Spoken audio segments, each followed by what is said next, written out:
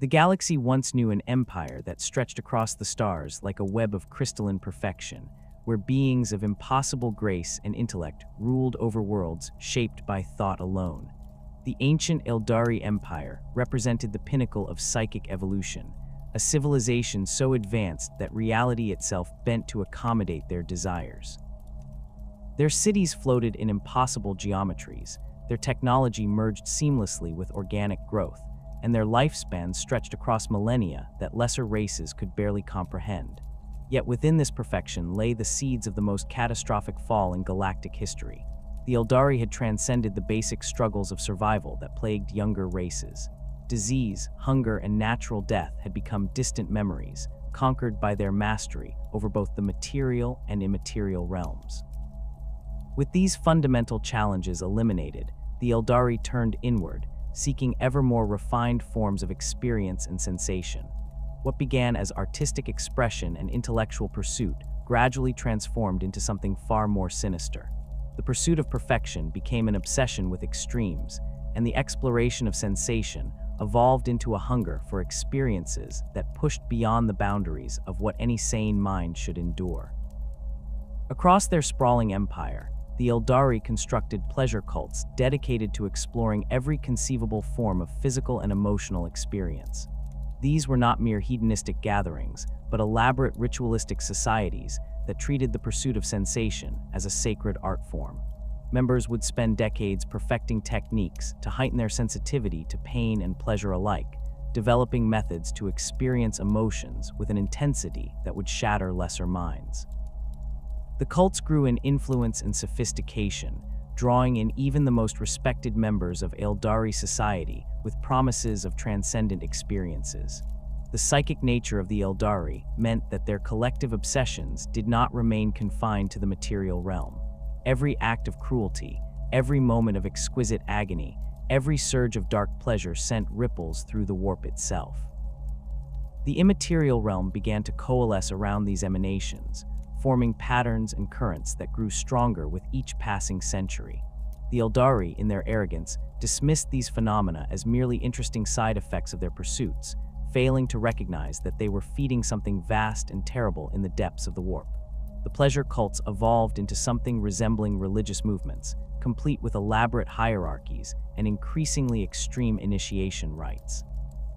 Torture became an art form, with practitioners developing techniques that could keep subjects conscious and aware through experiences that would normally result in death or madness.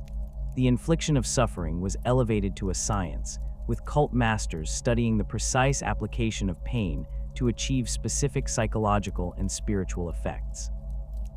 These practices were not confined to willing participants. As the empire's moral boundaries dissolved, the cults began to prey upon those who attempted to resist their influence. The Aeldari's mastery of the webway allowed their corrupt practices to spread rapidly across their empire. What might have remained isolated incidents of depravity became coordinated campaigns of cruelty that spanned entire star systems. Slave raids became commonplace, with Aeldari fleets descending upon primitive worlds to harvest populations for their increasingly elaborate ceremonies. The screams of billions echoed through the warp, adding their voices to the growing chorus that fed the nascent entity stirring in the immaterial realm.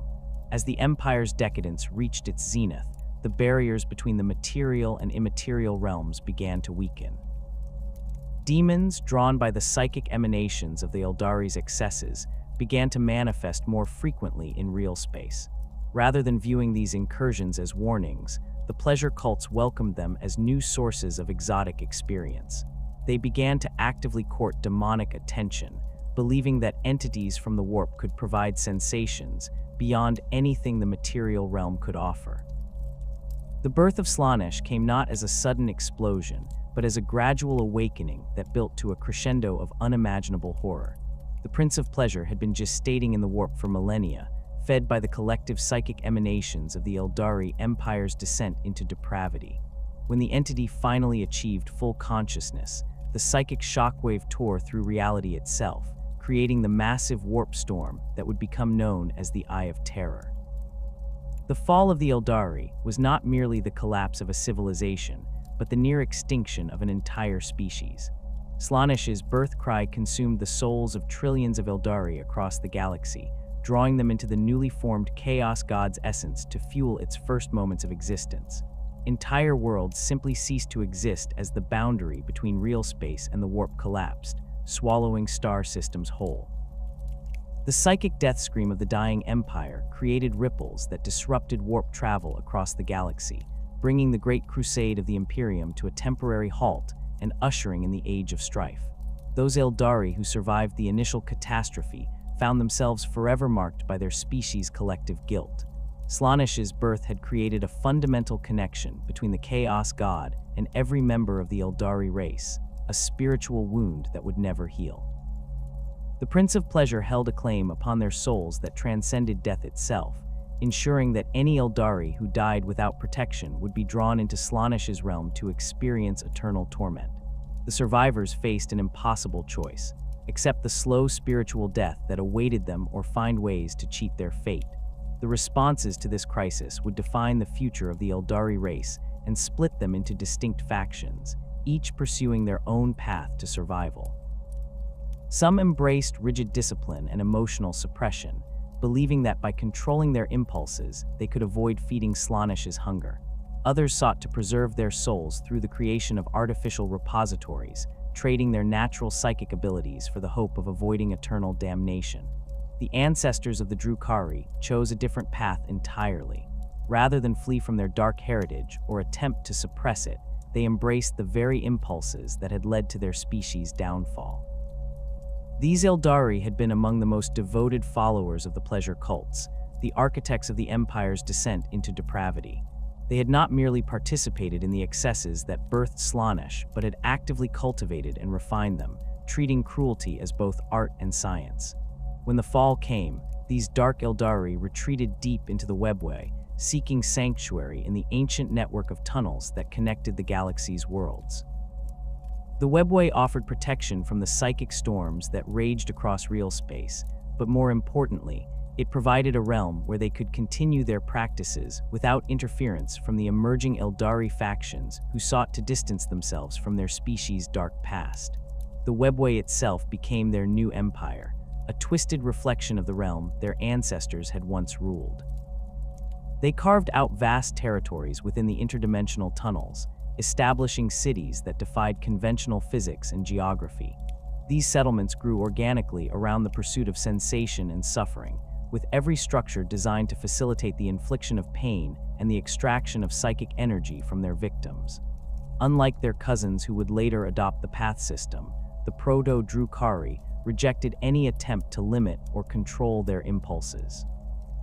They viewed the rigid discipline embraced by other Aeldari survivors as a form of spiritual suicide, a denial of their species' true nature.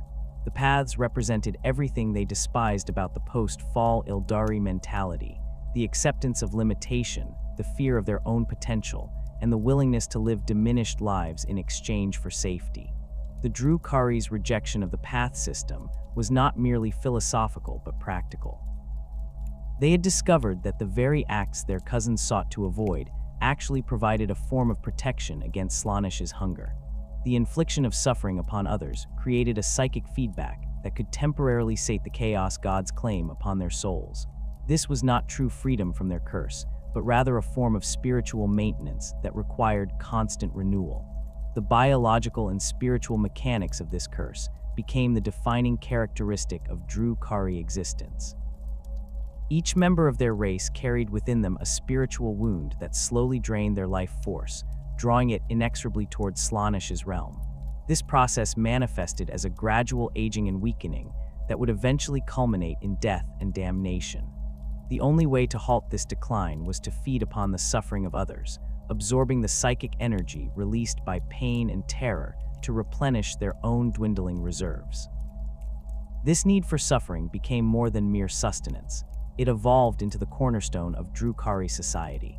The ability to inflict pain effectively determined one's status within their communities, with the most skilled torturers rising to positions of power and influence.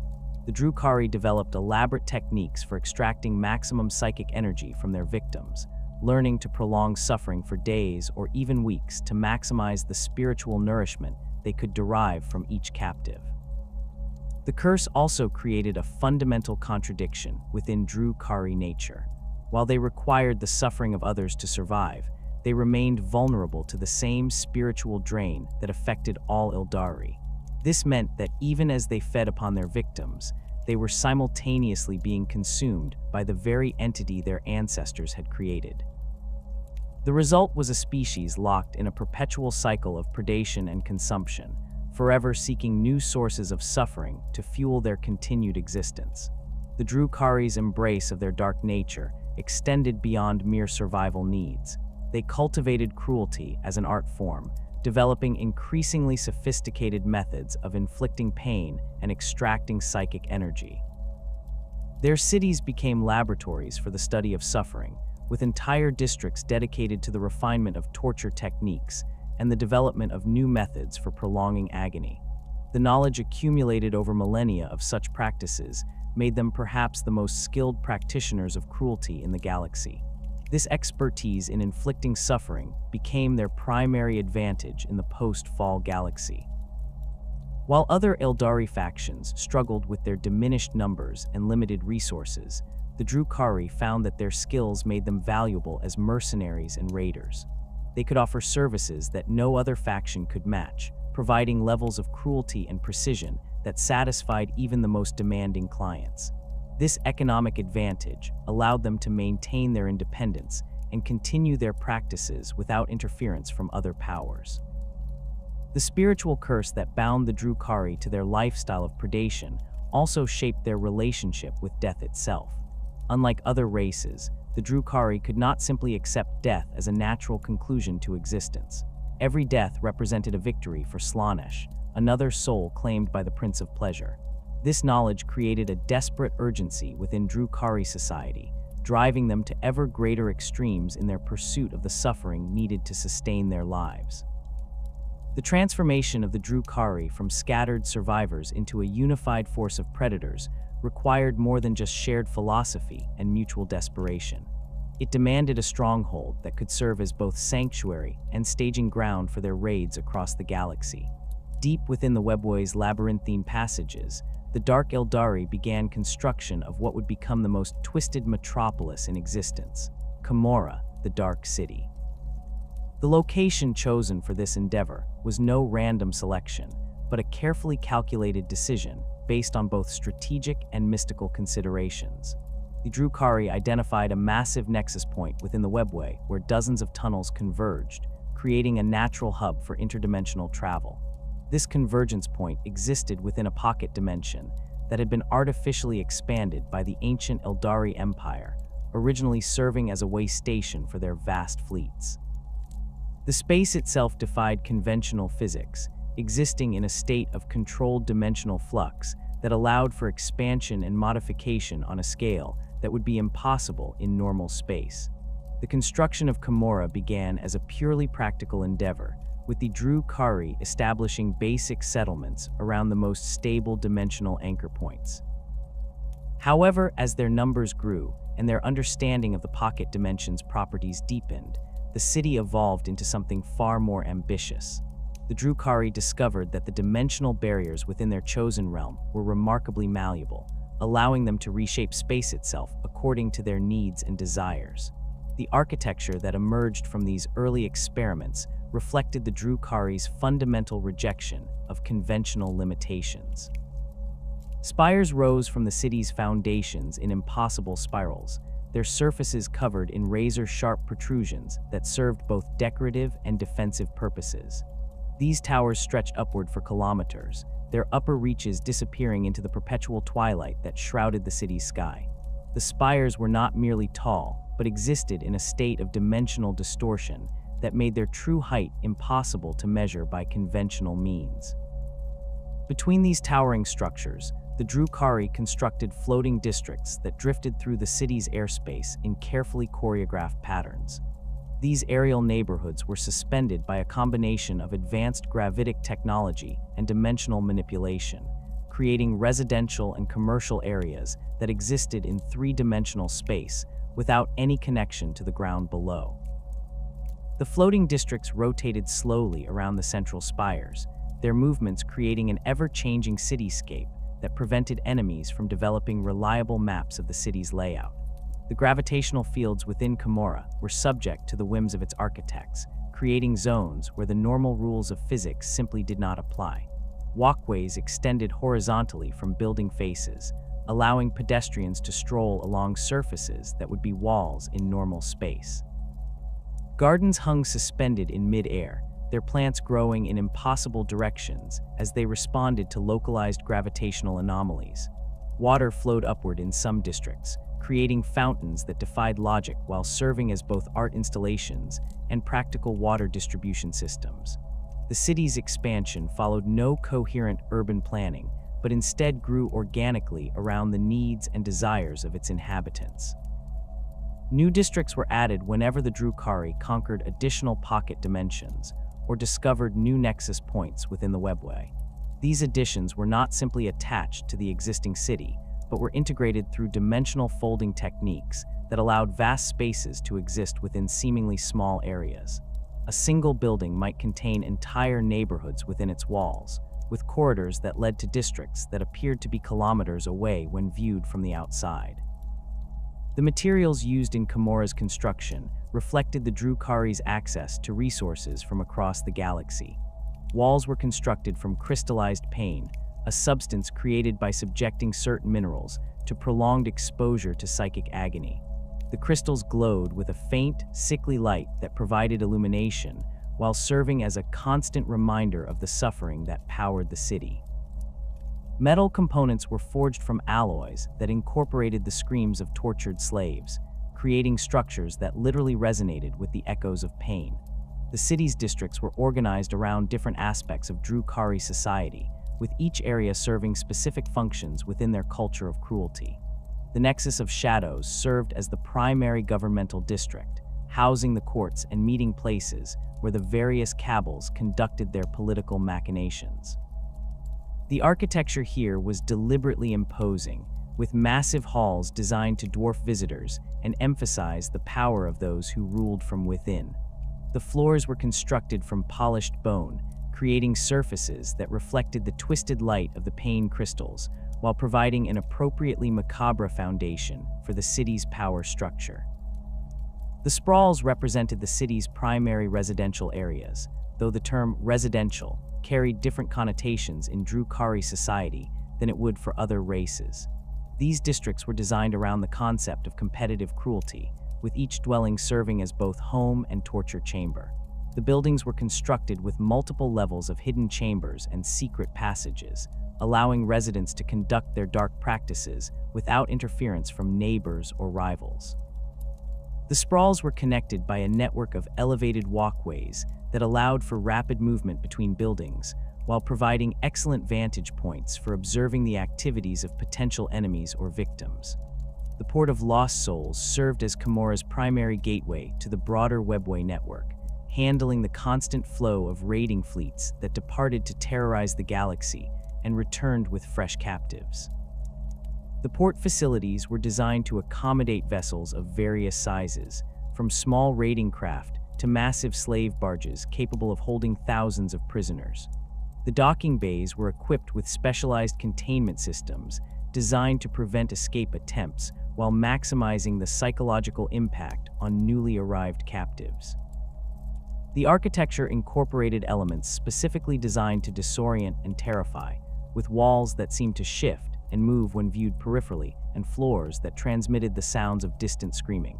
The slave markets of Commorragh represented perhaps the most economically important aspect of the city's function. These vast commercial districts were designed to facilitate the trade in sentient beings, with specialized facilities for different types of merchandise.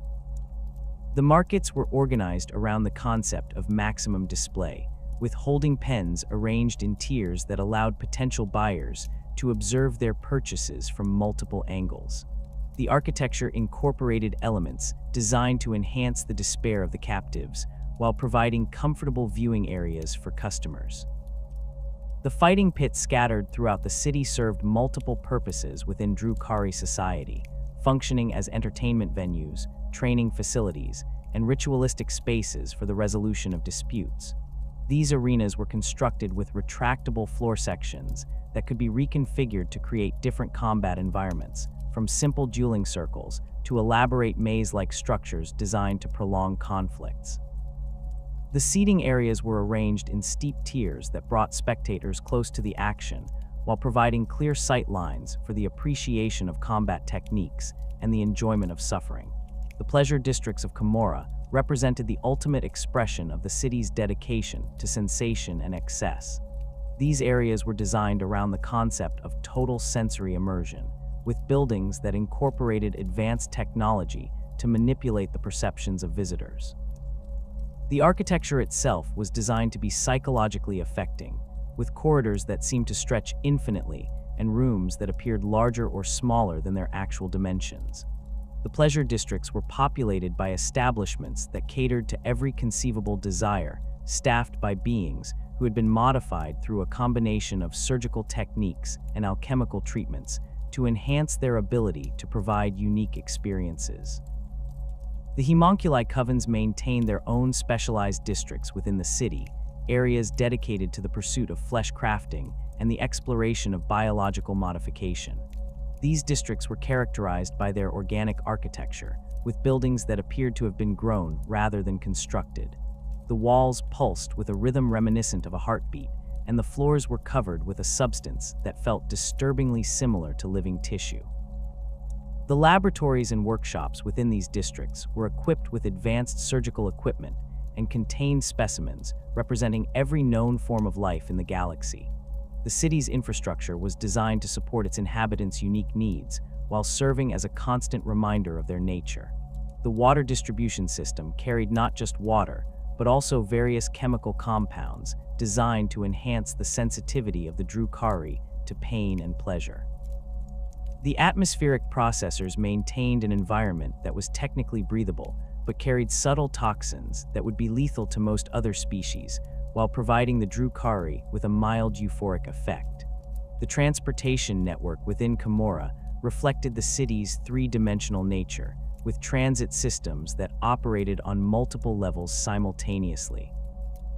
Gravitic lifts carried passengers between the various floating districts, while high-speed transport tubes connected distant areas of the city through dimensional shortcuts.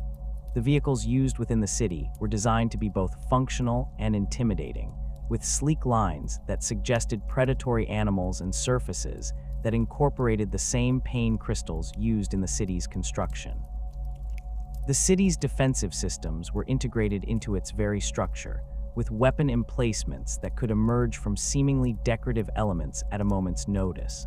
The dimensional nature of the city allowed for defensive strategies that would be impossible in normal space, with entire districts capable of phase shifting out of reality to avoid attack.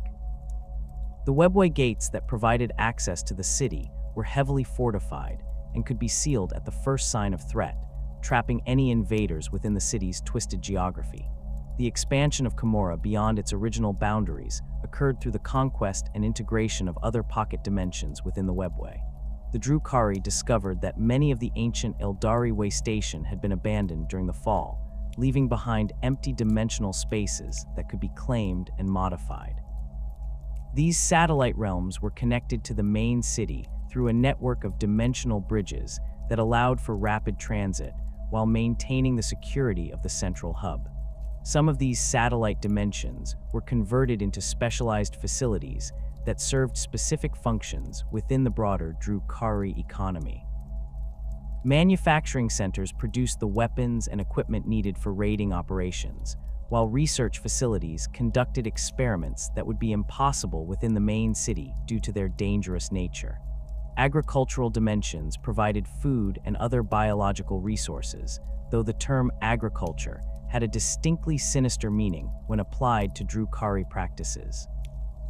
The conquered pocket dimensions also served as prisons for particularly valuable or dangerous captives, with entire realms dedicated to the containment and processing of slaves. These prison dimensions were designed to be inescapable, with environmental conditions that could be adjusted to maximize the suffering of their inhabitants. The architecture of these spaces was deliberately disorienting, with non-Euclidean geometries that made navigation impossible for those unfamiliar with their layouts. The temporal flow within Commorragh and its satellite realms was subject to manipulation by the city's rulers, creating zones where time moved at different rates.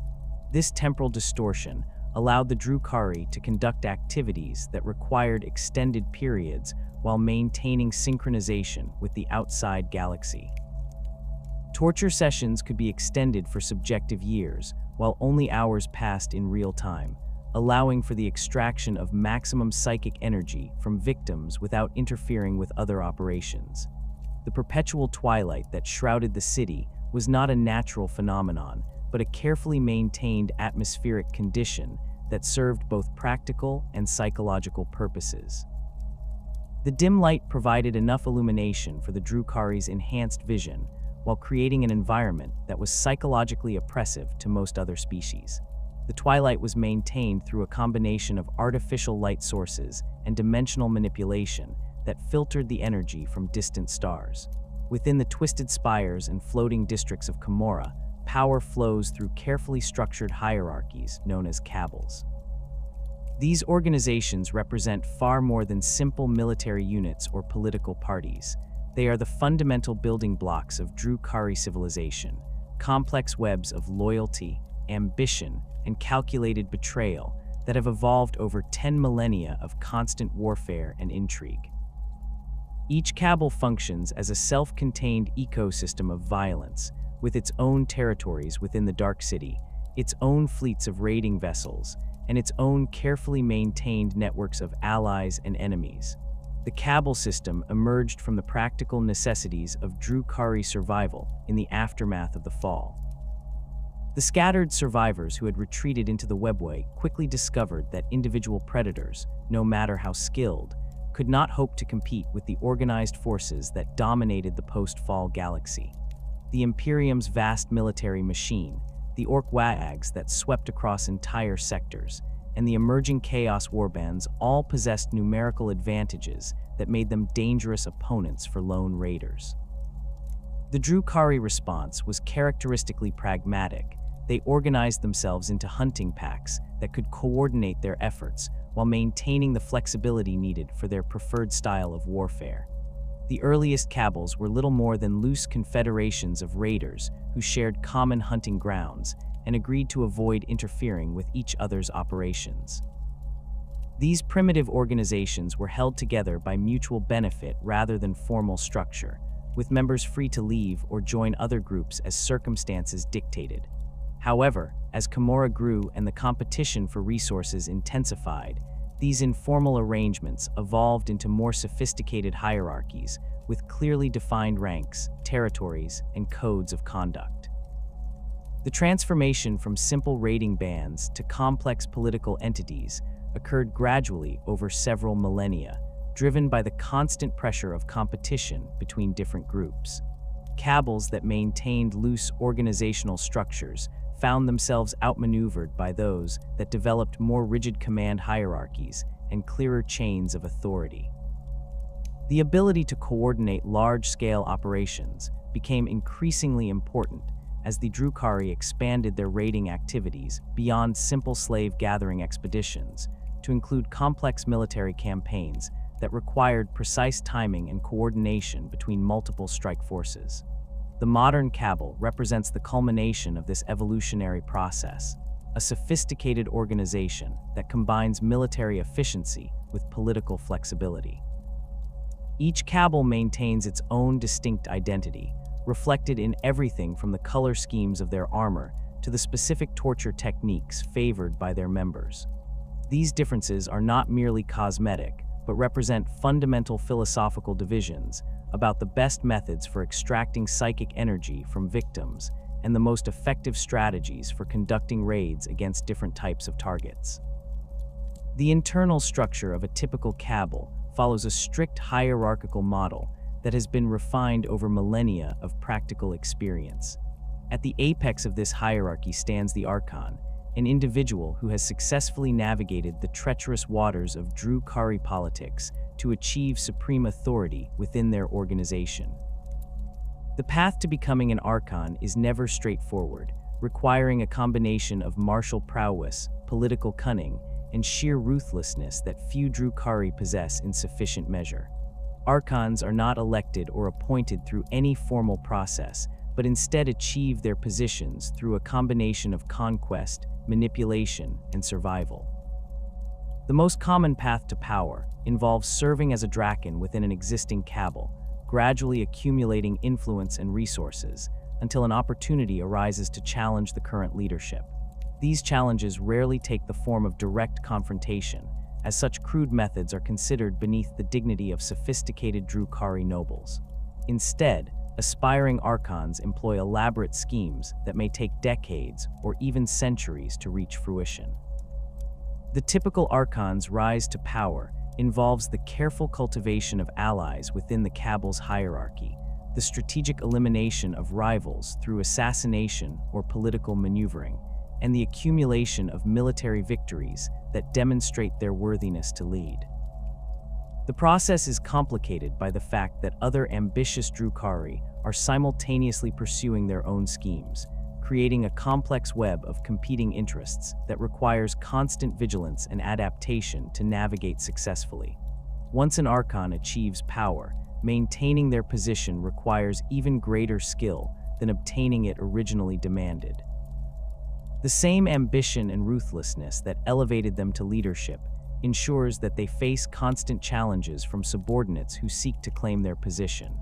The Archon must balance the need to project strength and authority with the practical requirements of maintaining the loyalty of their followers, a task complicated by the fact that fear and respect are often indistinguishable in Drukhari society. The court of an Archon represents a microcosm of Drukhari society, with layers of nobles, advisors, and functionaries arranged in a complex hierarchy that reflects both practical necessity and social status.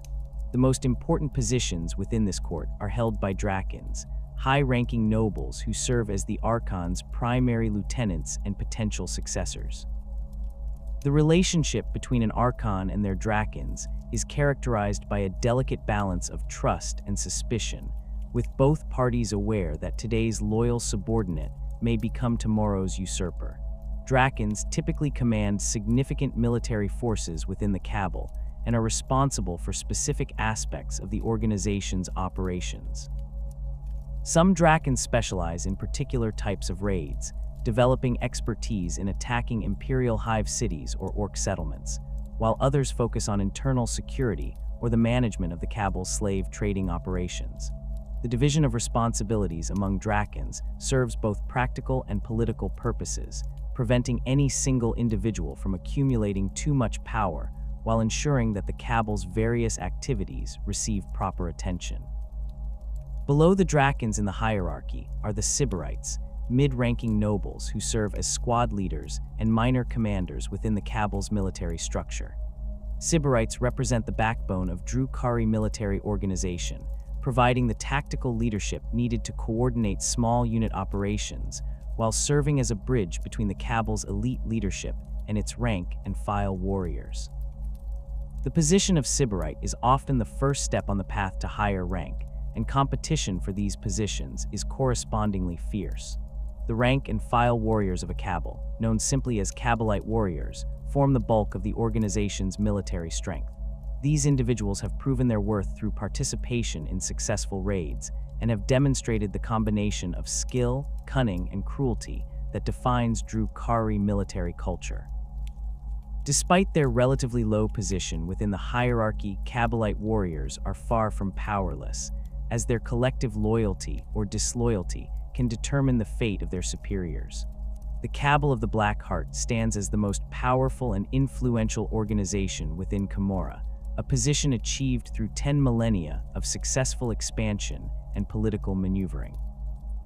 Founded in the early years after the fall by a group of survivors who had been among the most devoted followers of the ancient pleasure cults, the Black Heart has grown from a minor raiding band into a military and political force that rivals some of the lesser powers of the galaxy. The current Archon of the Black Heart, Asdrubal Vecht, represents perhaps the most successful practitioner of Drukhari political arts in the city's history. His rise to power began as a lowly slave within the cabal's hierarchy, a position that would normally preclude any possibility of advancement within the rigid social structure of Drukhari society. However, Vect possessed a combination of intelligence, ambition, and utter ruthlessness that allowed him to exploit the weaknesses of his supposed superiors and gradually accumulate power through a series of carefully orchestrated schemes.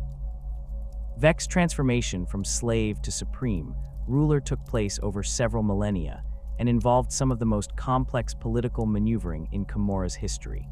His early schemes focused on playing different factions within the cabal against each other, using his position as a seemingly powerless slave to gather intelligence and identify opportunities for manipulation.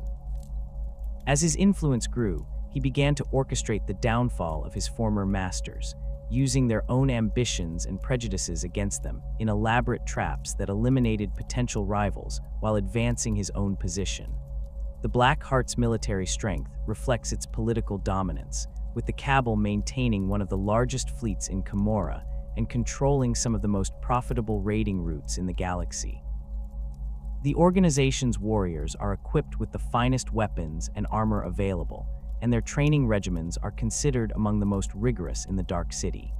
The cabal's success in military operations has created a cycle of expansion that reinforces its political power, as successful raids bring in new resources and slaves that can be used to fund further expansion. The territorial holdings of the Black Heart within Commorragh reflect the cabal's status and power, with the organization controlling some of the most desirable districts in the city. These territories include major slave markets, important manufacturing facilities, and strategic locations that provide access to key webway routes. The architecture of Black Heart territory is characterized by its imposing scale and elaborate decorative elements, with buildings designed to project power and intimidate visitors. The Cabal of the Poisoned Tongue represents a different approach to Drukhari organization, focusing on stealth, subterfuge, and the use of exotic toxins rather than brute force. Founded by survivors who had specialized in the more subtle arts of cruelty during the height of the ancient Aeldari Empire, the Poisoned Tongue has developed a reputation for operations that rely on cunning and precision rather than overwhelming firepower. The warriors of the Poisoned Tongue are masters of infiltration and assassination, capable of striking at targets that would be impossible for more conventional forces to reach. Their weapons are typically coated with toxins that have been developed through millennia of experimentation, creating effects that range from immediate death to prolonged agony that can last for days or weeks. The Cabal's alchemists are considered among the finest in Commorragh, with their laboratories producing substances that are highly sought after by other organizations. The leadership structure of the Poisoned Tongue reflects the organization's emphasis on subtlety and precision, with advancement typically based on demonstrated skill in covert operations rather than success in open combat. The Cabal's Archon maintains power through a network of spies and assassins that extends throughout Commorragh and beyond, providing intelligence that allows the organization to anticipate and counter the schemes of its rivals. The territorial holdings of the Poisoned Tongue are scattered throughout Commorragh rather than concentrated in a single district, reflecting the organization's preference for operating from hidden bases rather than obvious strongholds. These facilities are typically concealed within the structures of other organizations or hidden in the less traveled areas of the city, making them difficult for enemies to locate and attack. The Cabal of the Flayed Skull has built its reputation on sheer aggression and the pursuit of close combat, attracting warriors who prefer direct confrontation to the subtle schemes favored by other organizations. The Cabal's origins can be traced back to a group of survivors who had served as shock troops during the final days of the ancient Aeldari Empire, and this military heritage continues to influence the organization's culture and tactics. The warriors of the Flayed Skull are renowned for their skill in close combat and their willingness to engage in direct confrontation with enemy forces. Their equipment emphasizes mobility and close-range firepower, with many warriors preferring to fight from fast-moving vehicles that allow them to close with their enemies quickly. The Cabal's raids are characterized by their speed and brutality, with strike forces appearing suddenly to overwhelm their targets before disappearing back into the webway. The leadership of the Flayed Skull typically consists of individuals who have proven themselves through personal combat rather than political maneuvering, though the realities of Drukhari society ensure that even the most straightforward warriors must develop some skill in intrigue to survive. The Cabal's Archon maintains authority through a combination of martial prowess and the respect earned through successful military campaigns. The territorial holdings of the Flayed Skull include some of the most heavily fortified districts in Commorragh, with defensive installations that reflect the organization's military focus. These areas serve as training grounds for the Cabal's warriors and storage facilities for their extensive collections of weapons and vehicles. The architecture tends to be more functional than decorative, though it still incorporates the pain crystals and organic elements that characterize Drukhari construction. The relationships between different Cabals represent one of the most complex aspects of Drukhari society, with alliances and rivalries that shift constantly based on changing circumstances and opportunities. The political landscape of Commorragh is characterized by a state of perpetual low-level conflict, with different organizations constantly maneuvering for advantage while avoiding open warfare that might weaken all parties involved. Formal alliances between Cabals are rare and typically temporary, established to address specific threats or opportunities rather than long-term strategic partnerships. These agreements are usually sealed through elaborate ceremonies that involve the exchange of hostages, the sharing of intelligence, or the coordination of joint raiding operations. However, even the most formal alliances are subject to betrayal if circumstances change, or if one party perceives an opportunity to gain advantage over their supposed allies. The competition between Cabals extends beyond simple military rivalry to encompass economic warfare, political maneuvering, and cultural influence. Different organizations compete for control of the most profitable slave markets, the most strategic locations within the city, and the most talented individuals within Drukhari society. This competition creates a dynamic environment where innovation and adaptation are essential for survival, driving the development of new technologies, tactics, and organizational structures. The thunderous roar of 50,000 spectators reverberates through the crystalline walls of the Crucible arena as two figures circle each other on the blood-soaked sands below. Their movements flow with predatory grace, each step calculated to maintain perfect balance while seeking the microscopic opening that will determine victory or death. The taller figure spins a pair of Hydra gauntlets in lazy arcs, their monomolecular blades catching the arena's artificial lighting and casting rainbow patterns across the amphitheater's upper tiers. Her opponent crouches low, razor flails held in a defensive posture that speaks of decades spent perfecting the deadly art of close combat. Both warriors wear the ritual scars and subcutaneous armor implants that mark them as members of Commorragh's most dangerous organizations, the witch cults. These warrior athletes represent a fundamental aspect of Drukhari society that exists parallel to the political machinations of the Cabals, while serving an equally essential function within the Dark City's ecosystem of violence. Where the Cabals focus their energies on external raids and the acquisition of slaves, the witch cults turn their attention inward, providing the spectacular displays of martial prowess that feed the Drukhari's insatiable hunger for entertainment and their deep-seated need to witness suffering, elevated to an art form. The origins of the witch cults can be traced back to the gladiatorial traditions that flourished during the final centuries of the ancient Aeldari Empire, when the pursuit of ever more extreme sensations led to the development of combat sports that pushed participants beyond the normal boundaries of pain and endurance. These early competitions were not mere entertainment, but served as ritualistic expressions of the Aeldari's growing obsession with the exploration of physical and psychological limits. The gladiators who participated in these events were revered as artists whose medium was violence itself, practitioners of a discipline that required years of training to master and lifetimes to perfect. When the fall shattered the Aeldari Empire and the survivors retreated into the webway, the gladiatorial traditions were among the cultural practices that the Proto-Drukhari brought with them into their new realm. However, the changed circumstances of their existence transformed these competitions from elaborate entertainments into matters of literal life and death. The psychic energy released by the suffering of combatants provided sustenance for spectators, while the skills developed through constant combat training proved essential for survival in the dangerous environment of the developing Dark City. The evolution from simple gladiatorial competitions to organized witch cults occurred gradually over the first millennia following the establishment of Commorragh.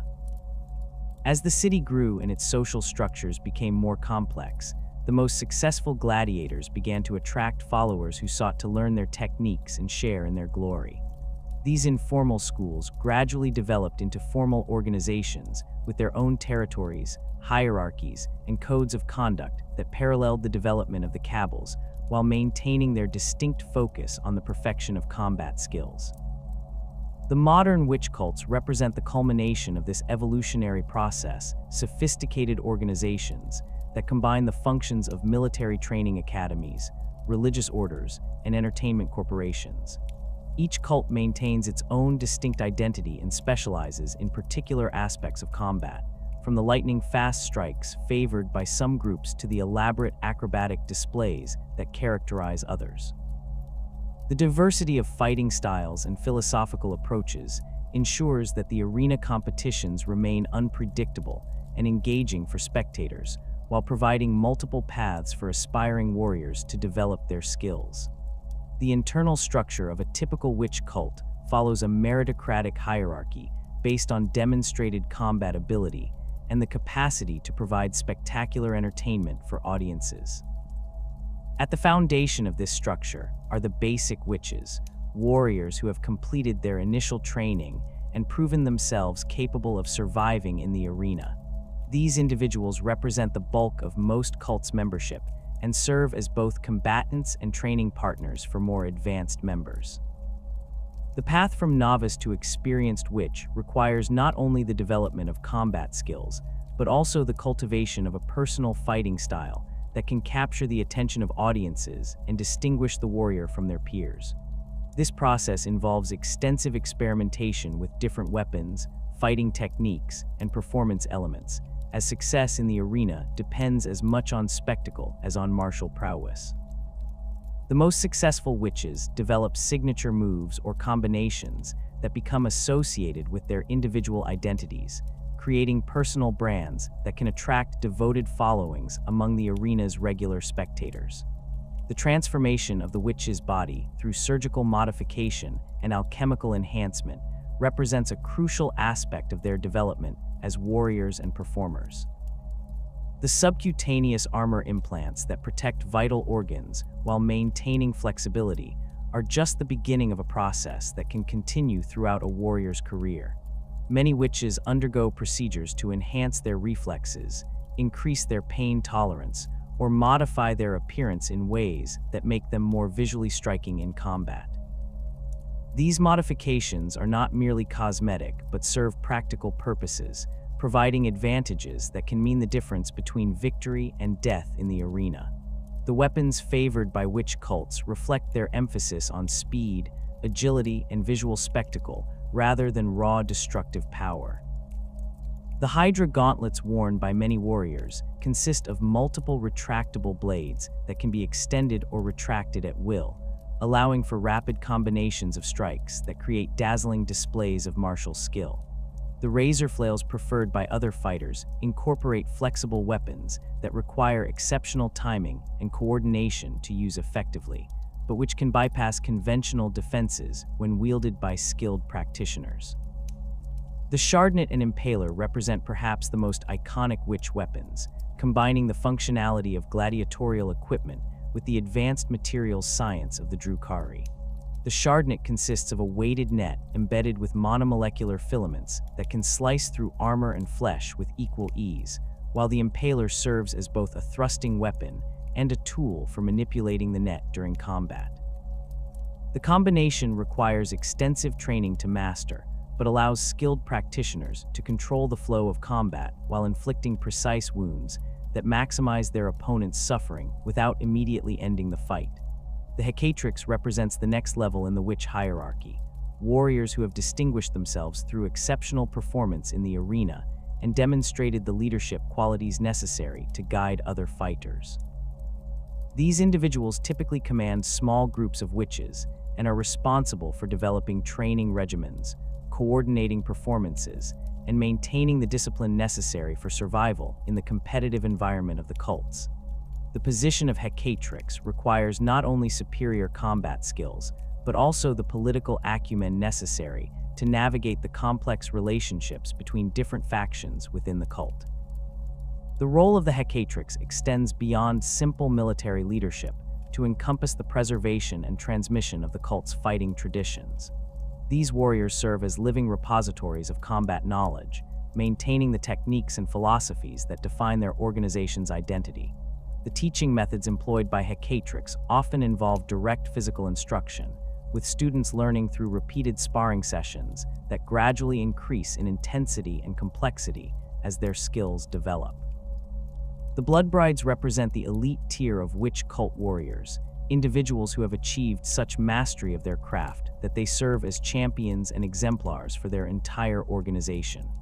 These warriors have typically survived hundreds of arena combats and have developed fighting styles that are both devastatingly effective and visually spectacular.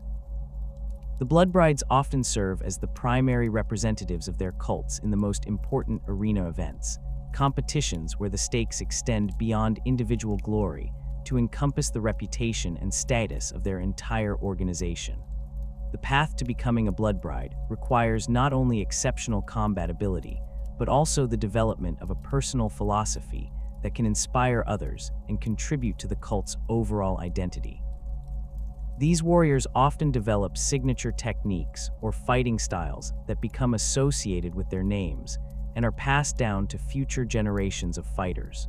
The most successful Blood Brides achieve a form of immortality through their influence on the development of combat techniques and training methods that continue to be used long after their deaths.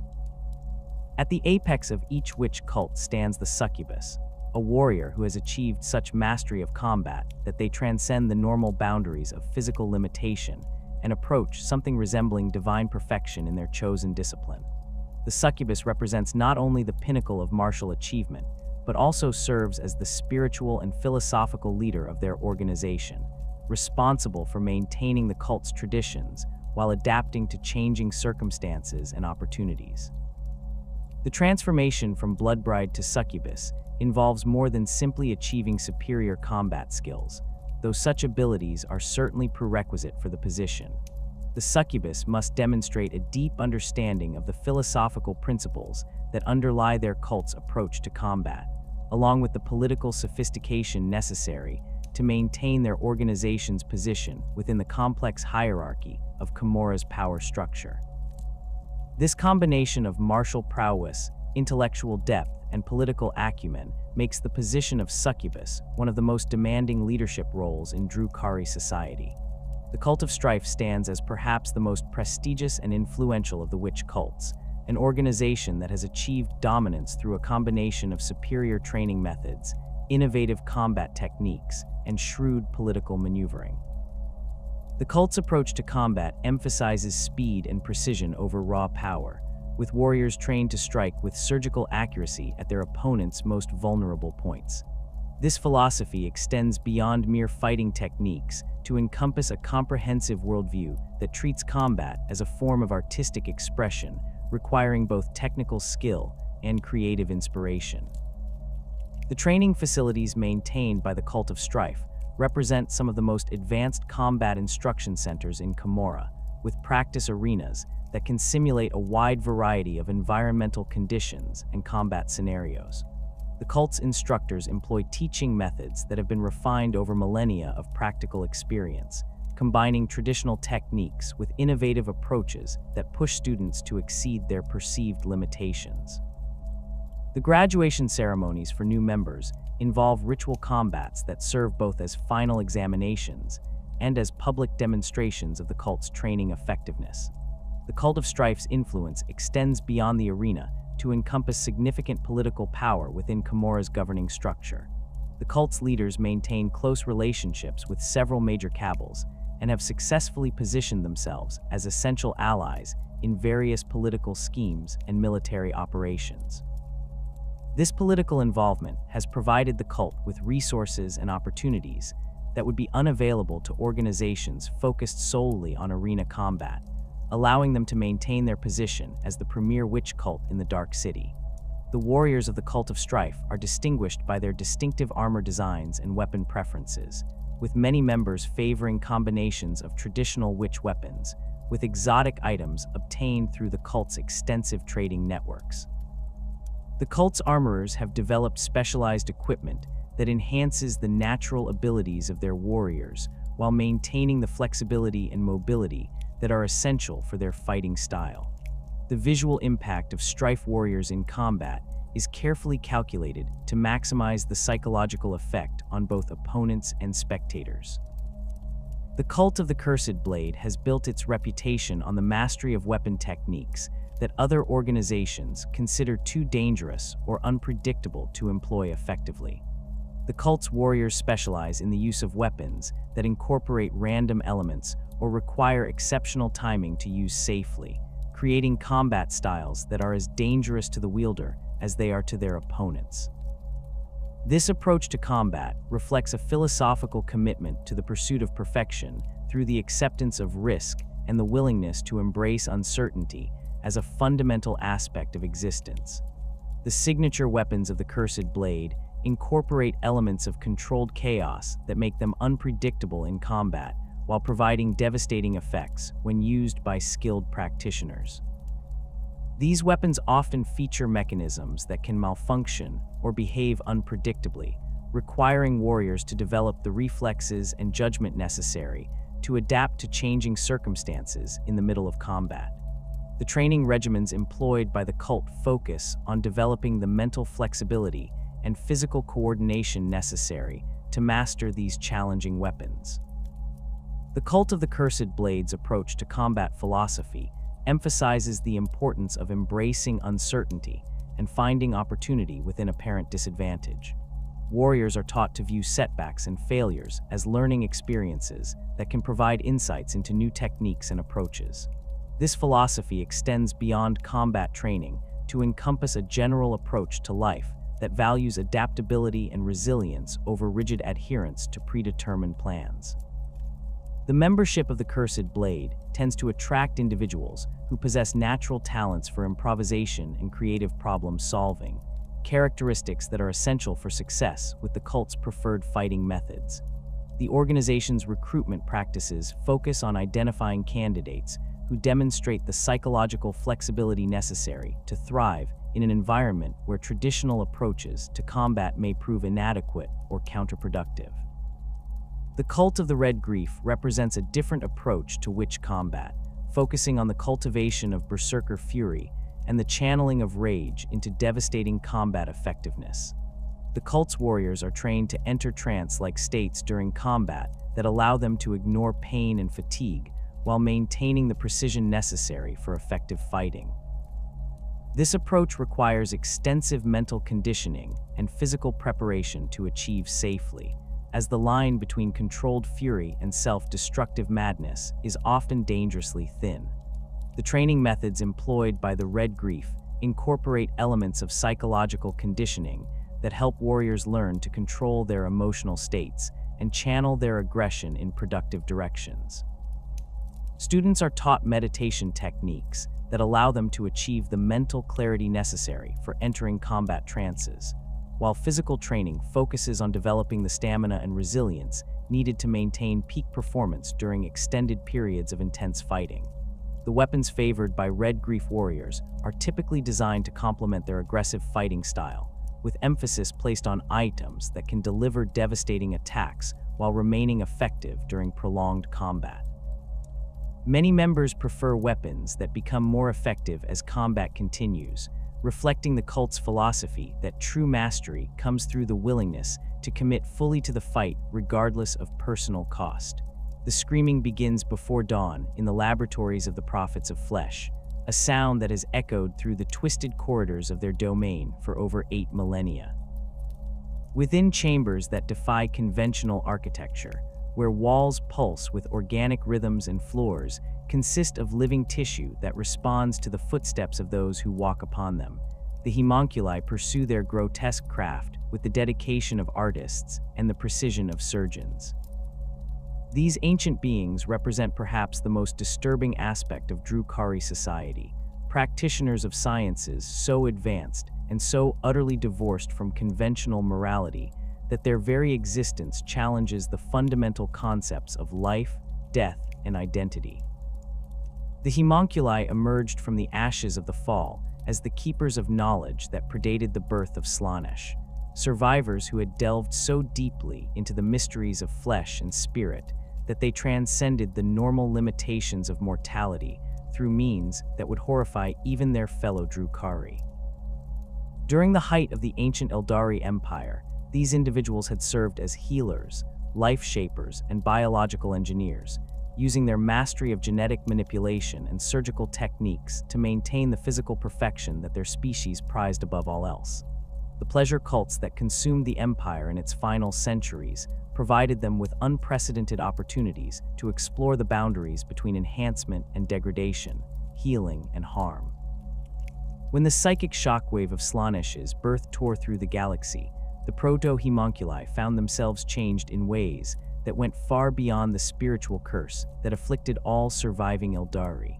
Their extensive modifications to their own bodies and their deep understanding of the connections between flesh and soul allowed them to survive the catastrophe in a form that was no longer entirely biological.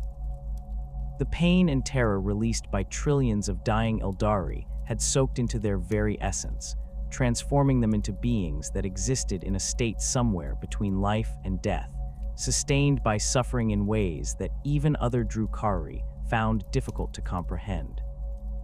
The retreat into the webway provided the homunculi with the perfect environment for their continued experiments, offering them access to pocket dimensions, where they could conduct their work without interference from the chaotic forces that ravaged real space. The malleable nature of these dimensional spaces allowed them to create laboratories that incorporated living architecture, facilities that grew and evolved according to their needs while serving as extensions of their own consciousness.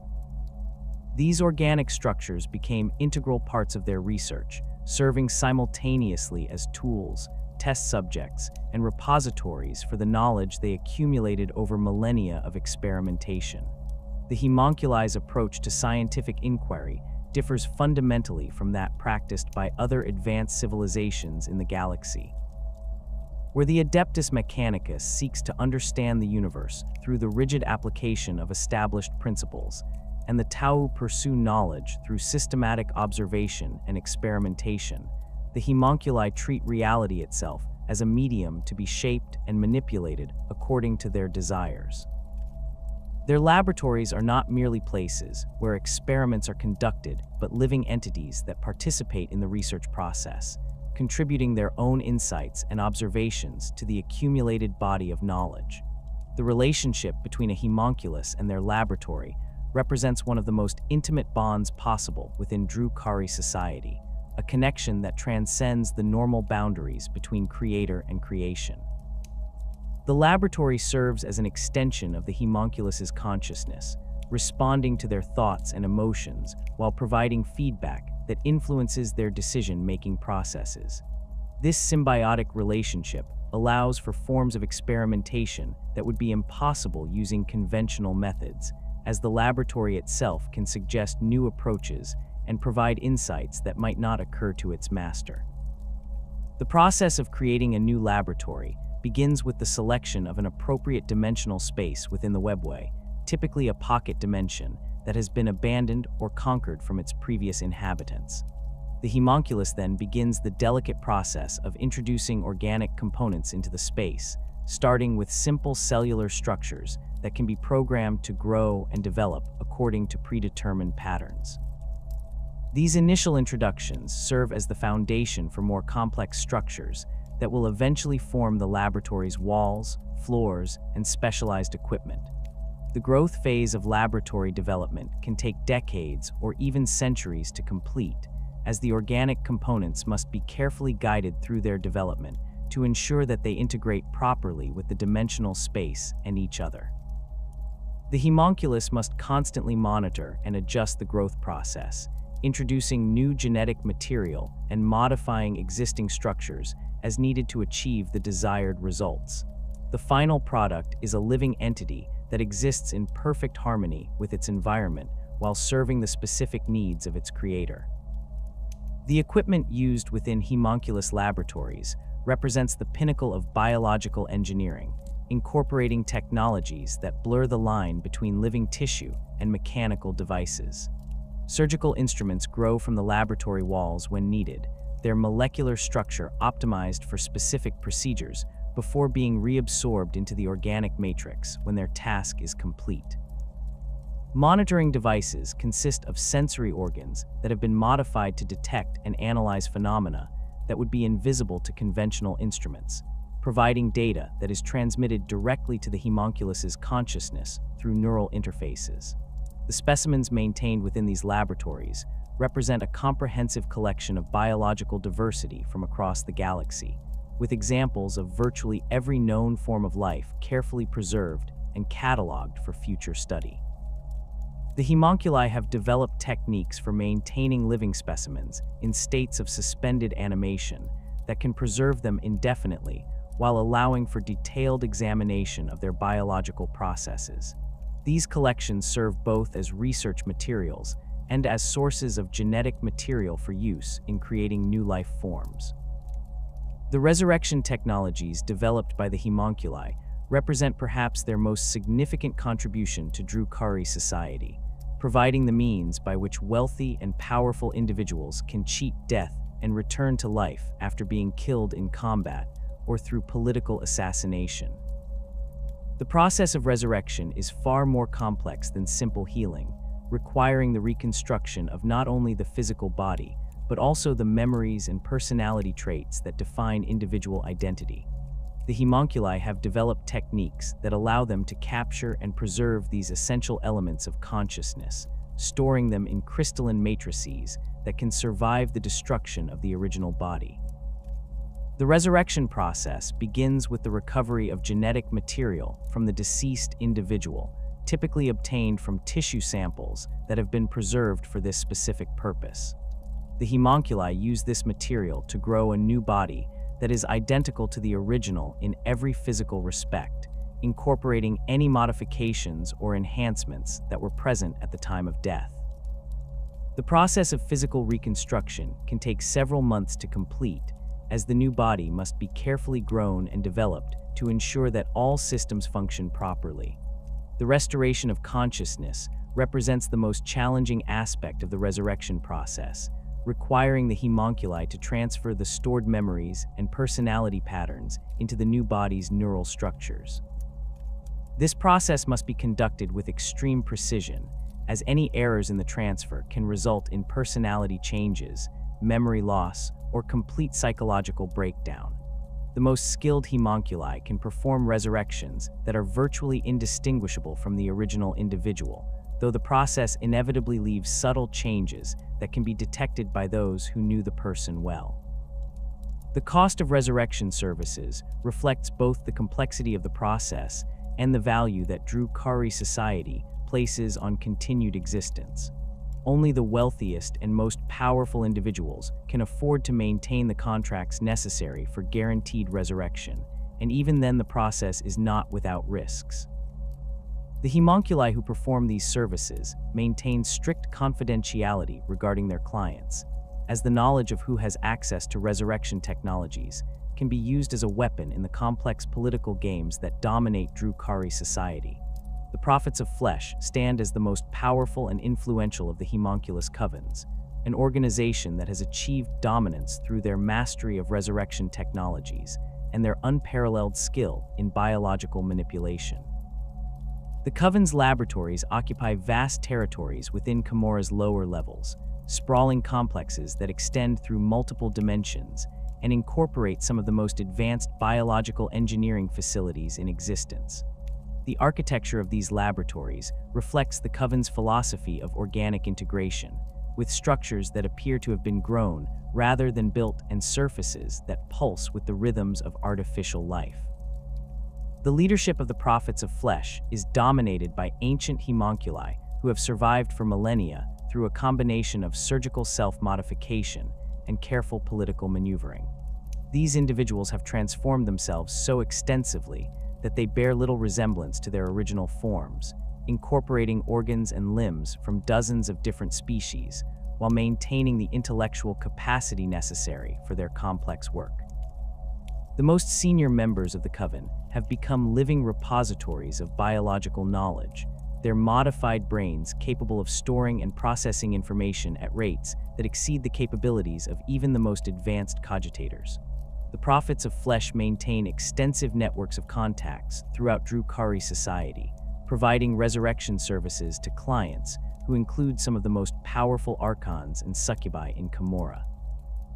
These relationships provide the Coven with significant political influence and access to resources that would be unavailable to organizations focused solely on research activities. The Coven's contracts often include provisions that allow them to study their clients' biological processes, providing valuable data that contributes to their ongoing research efforts.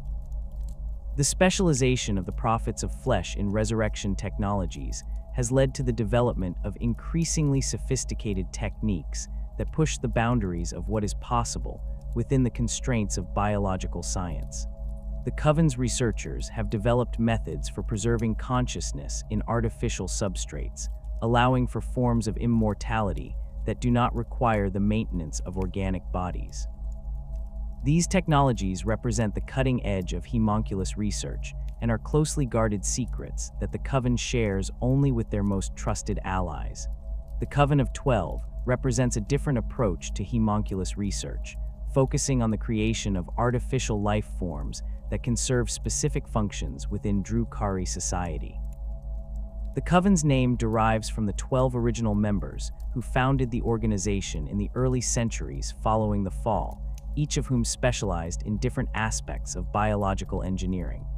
The current membership of the Coven maintains this tradition of specialization, with individual members focusing on particular types of creatures or specific applications of biological manipulation. The laboratories of the Coven of 12 are organized around the principle of collaborative research, with different sections dedicated to the various specializations represented within the organization. The Coven's facilities include breeding chambers for the cultivation of new life forms, genetic libraries containing samples from across the galaxy, and testing facilities where newly created organisms can be evaluated under controlled conditions. The architecture of these laboratories incorporates elements that facilitate communication and cooperation between different research groups, while maintaining the security necessary to protect valuable research data. The Coven of 12 has achieved particular success in the creation of servitor organisms that can perform specialized functions within Drukhari society. These creatures are designed to serve specific purposes, from maintenance and construction tasks to security and combat applications. The Coven's researchers have developed techniques for programming complex behaviors into these organisms, creating creatures that can operate independently while remaining loyal to their creators. The most successful of these creations have become integral parts of Drukhari infrastructure, performing tasks that would otherwise require significant investment in mechanical systems. The collaborative nature of the Coven of 12's research has led to innovations that would be difficult to achieve through individual effort alone. The combination of different specializations and perspectives has resulted in breakthrough discoveries that have advanced the overall understanding of biological manipulation throughout the homunculus community. The Coven maintains extensive records of their research findings and shares selected information with other organizations through carefully negotiated agreements that benefit all parties involved. The Hex represents the most secretive and mysterious of the major homunculus covens, an organization that has built its reputation on the development of biological weapons and the creation of organisms designed specifically for warfare applications.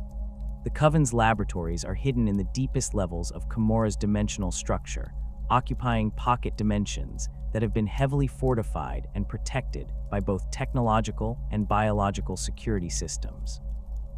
The location and layout of these facilities are closely guarded secrets, known only to the Coven's members and their most trusted allies. The research conducted by the Hex focuses on the weaponization of biological processes, developing organisms and substances that can be used to devastating effect in combat situations. The Coven's scientists have created toxins that can target specific genetic markers, allowing for the selective elimination of particular species or populations. They have also developed parasitic organisms that can infiltrate enemy forces and disrupt their operations from within, creating chaos and confusion that can be exploited by conventional military forces. The members of the Hex are known for their paranoid security measures and their reluctance to share information with outsiders, characteristics that have served them well in the dangerous environment of Drukhari politics. The Coven maintains multiple layers of security around their research activities, using both technological systems and biological guardians to protect their facilities from intrusion. The organization's contracts with other Drukhari factions typically include strict confidentiality provisions and severe penalties for any breach of security. The biological weapons developed by the Hex represent some of the most feared instruments of warfare in Drukhari arsenals, capable of effects that range from immediate death to prolonged suffering that can last for years.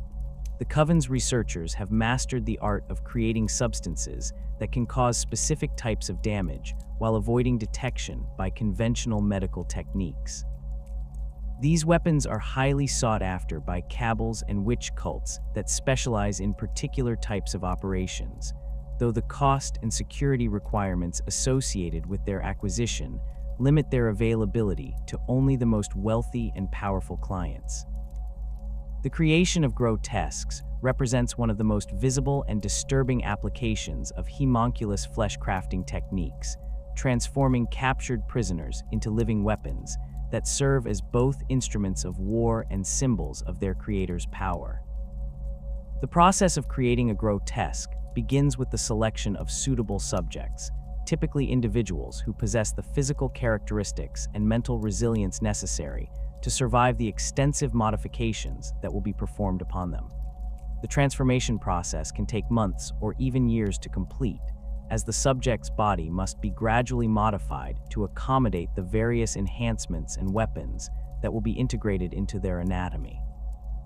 The surgical procedures involved in grotesque creation push the boundaries of what is possible within the constraints of biological science, requiring techniques that can modify fundamental aspects of the subject's physiology while maintaining the basic functions necessary for survival.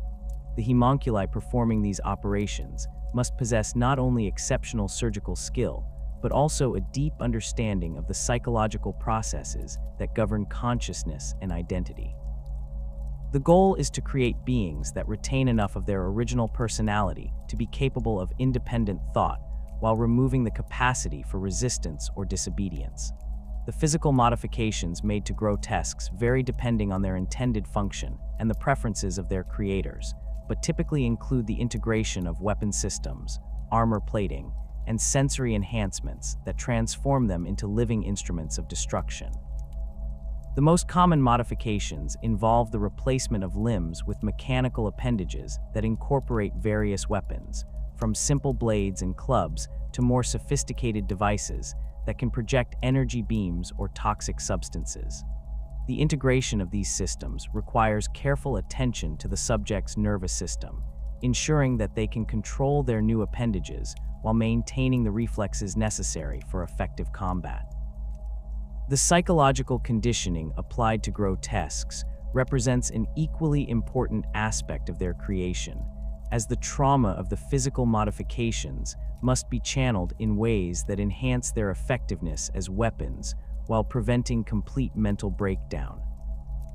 The homunculi use a combination of chemical treatments, neural conditioning, and psychological manipulation to reshape their subjects' personalities, removing concepts like fear and self-preservation, while enhancing aggression and loyalty to their creators. The process requires constant monitoring and adjustment to ensure that the subject remains functional while achieving the desired behavioral modifications. The creation of racks follows similar principles, but focuses on the development of servants and assistants rather than combat units, resulting in modifications that emphasize utility and functionality over pure destructive capability. The subjects selected for rack conversion are typically chosen for their intelligence and technical skills rather than their physical characteristics, as these creatures are intended to serve as extensions of their creators' capabilities rather than independent weapons. The transformation process involves less extensive physical modification, but requires more sophisticated neural conditioning to ensure that the subjects retain their useful skills while becoming completely subservient to their masters. The surgical techniques used in rack creation focus on the integration of specialized tools and sensory equipment that enhance the subject's ability to perform complex tasks under their master's direction. Common modifications include the replacement of hands with precision instruments, the integration of sensory organs that can detect phenomena invisible to normal perception, and the installation of neural interfaces that allow for direct communication with homunculus laboratory systems. These modifications are designed to be reversible in case the subject proves unsuitable for their intended role, though such reversals are rarely performed due to the time and resources required. The psychological conditioning applied to racks is more subtle than that used for grotesques, focusing on the enhancement of loyalty and obedience while preserving the cognitive functions necessary for complex problem solving. The process involves the careful modification of the subject's reward systems, creating powerful psychological incentives for compliance while removing the capacity for independent decision-making. The most successful racks become extensions of their master's consciousness, capable of anticipating needs and responding to subtle cues without requiring explicit instructions. The transformation of racks represents only the beginning of the homunculi's mastery over flesh and spirit, for their deepest understanding lies not in the manipulation of physical form, but in the fundamental curse that drives all Drukhari existence. Every member of their species carries within them a spiritual wound that defies conventional healing, a metaphysical hunger that gnaws at their very essence with each passing moment. This supernatural thirst represents the most profound consequence of their ancestors' role in birthing Slaanesh, creating a connection between the Prince of Pleasure and every Aeldari soul that transcends death itself. The nature of this curse extends far beyond simple spiritual discomfort, manifesting as a literal drain upon the life force of every Drukhari. Slaanesh's claim upon their souls creates a constant psychic suction that slowly draws their essence toward the Chaos God's realm in the warp, a process that would inevitably result in spiritual consumption and eternal torment if left unchecked. The sensation resembles a persistent ache that penetrates to the very core of their being, growing stronger with each passing day, as their natural life force diminishes under the relentless pull of their species' greatest enemy. The physical manifestations of this spiritual drain become increasingly apparent as the curse progresses unchecked. Drukhari who fail to regularly feed their thirst begin to show signs of accelerated aging that can transform a being who appears young and vital into a withered husk within a matter of weeks. The process begins subtly, with minor changes in skin texture and slight reductions in physical strength that might be attributed to normal fatigue. However, the deterioration rapidly accelerates as the curse tightens its grip, causing dramatic weight loss, the appearance of deep wrinkles, and a general wasting that affects every system within the body. The psychological effects of the unfed thirst prove equally devastating, as the constant drain upon their essence creates a form of spiritual starvation that affects cognitive function and emotional stability. Drukhari experiencing advanced stages of the curse report feelings of overwhelming emptiness and despair that go beyond normal depression, describing sensations of being slowly erased from existence. The hunger creates an obsessive focus on finding sources of psychic sustenance that can override all other considerations, driving even the most disciplined individuals to desperate acts in their search for relief. The discovery that the suffering of others could temporarily alleviate this spiritual hunger represented a crucial breakthrough in Drukhari survival, though the mechanism by which this process functions remains poorly understood even by the homunculi who have studied it most extensively. The psychic energy released by beings experiencing intense pain, terror, or despair somehow provides nourishment that can replenish the Drukhari's diminishing life force, creating a feedback loop that temporarily satisfies Slaanesh's claim while providing the sustenance necessary for continued existence. The quality and intensity of suffering determines the effectiveness of this spiritual feeding, with different types of pain and terror providing varying levels of nourishment. Physical agony produces a steady stream of psychic energy that can sustain a Drukhari for extended periods, but the most potent source of sustenance comes from psychological torment that breaks down the victim's mental defenses and exposes their deepest fears. The combination of physical and emotional suffering creates a synergistic effect that multiplies the available psychic energy, explaining the Drukhari's preference for torture techniques that attack both body and mind simultaneously. The process of psychic feeding occurs automatically whenever a Drukhari is present during the infliction of suffering, though the efficiency of energy absorption can be improved through various techniques and technologies developed over millennia of experimentation. The most basic form of feeding simply requires proximity to suffering beings, with the Drukhari's cursed soul naturally drawing in the released psychic energy like a spiritual vacuum. However, more sophisticated methods involve the use of specialized equipment that can focus and concentrate the energy, allowing for more efficient absorption and longer-lasting effects. The torture chambers found throughout Commorragh incorporate architectural elements specifically designed to enhance the psychic feeding process, with crystalline formations that can capture and amplify the energy released by suffering victims. These pain crystals serve multiple functions within Drukhari society, providing both illumination and spiritual sustenance, while creating an environment that maximizes the psychological impact on prisoners. The crystals resonate with the frequency of psychic pain, creating harmonics that can intensify the victim's suffering while making the energy more accessible to nearby Drukhari. The development of portable feeding devices has allowed Drukhari raiders to sustain themselves during extended operations away from Commorragh, ensuring that they can maintain their strength while conducting the slave raids that provide both immediate nourishment and future resources. These devices range from simple crystalline matrices that can store psychic energy for later consumption to sophisticated neural interfaces that allow for direct connection to suffering victims. The most advanced feeding equipment can process multiple sources of pain simultaneously, allowing a single Drukhari to sustain themselves from an entire group of captives. The timing and frequency of psychic feeding represents a crucial aspect of Drukhari survival strategy, as the effects of spiritual nourishment are temporary and must be regularly renewed to prevent the onset of the curse's more severe symptoms. Most Drukhari require some form of feeding at least once every few days to maintain their physical and mental health, though individuals with stronger constitutions or more efficient feeding techniques may be able to extend this period. The amount of sustenance required varies based on factors including the individual's age, physical condition, and level of activity, with warriors engaged in strenuous combat requiring more frequent feeding than those who lead sedentary lives. The social implications of the feeding requirement have shaped every aspect of Drukhari culture, creating a society built around the systematic infliction of suffering and the efficient extraction of psychic energy from victims.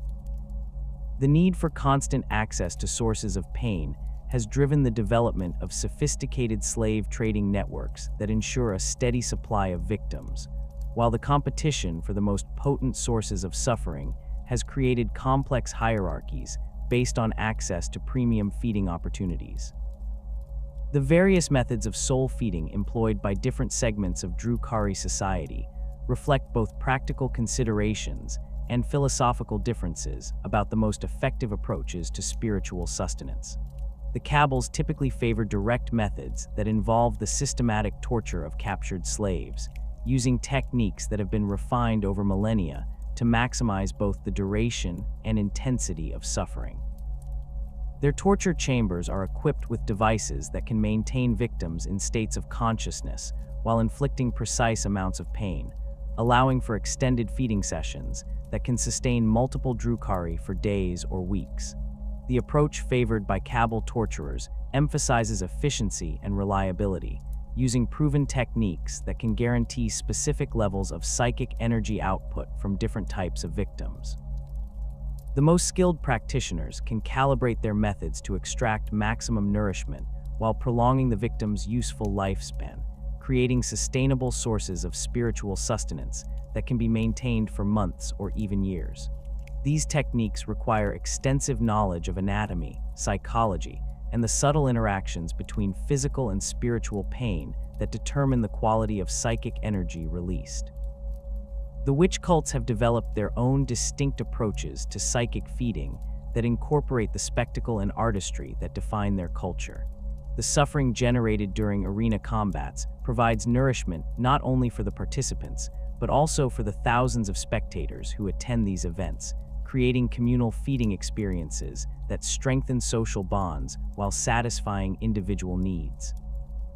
The energy released by dying gladiators possesses unique qualities that many Drukhari find particularly satisfying, combining the intensity of mortal terror with the aesthetic appreciation of skillfully executed violence. The ritualistic aspects of arena combat enhance the psychic feeding process by creating emotional resonances that amplify the available energy, with the crowd's excitement and bloodlust adding additional layers to the spiritual nourishment available to participants. The most successful arena events create feedback loops where the audience's reaction intensifies the combatant's performance, which in turn generates more psychic energy for all present to consume. The timing and pacing of these events are carefully orchestrated to maximize both entertainment value and spiritual sustenance.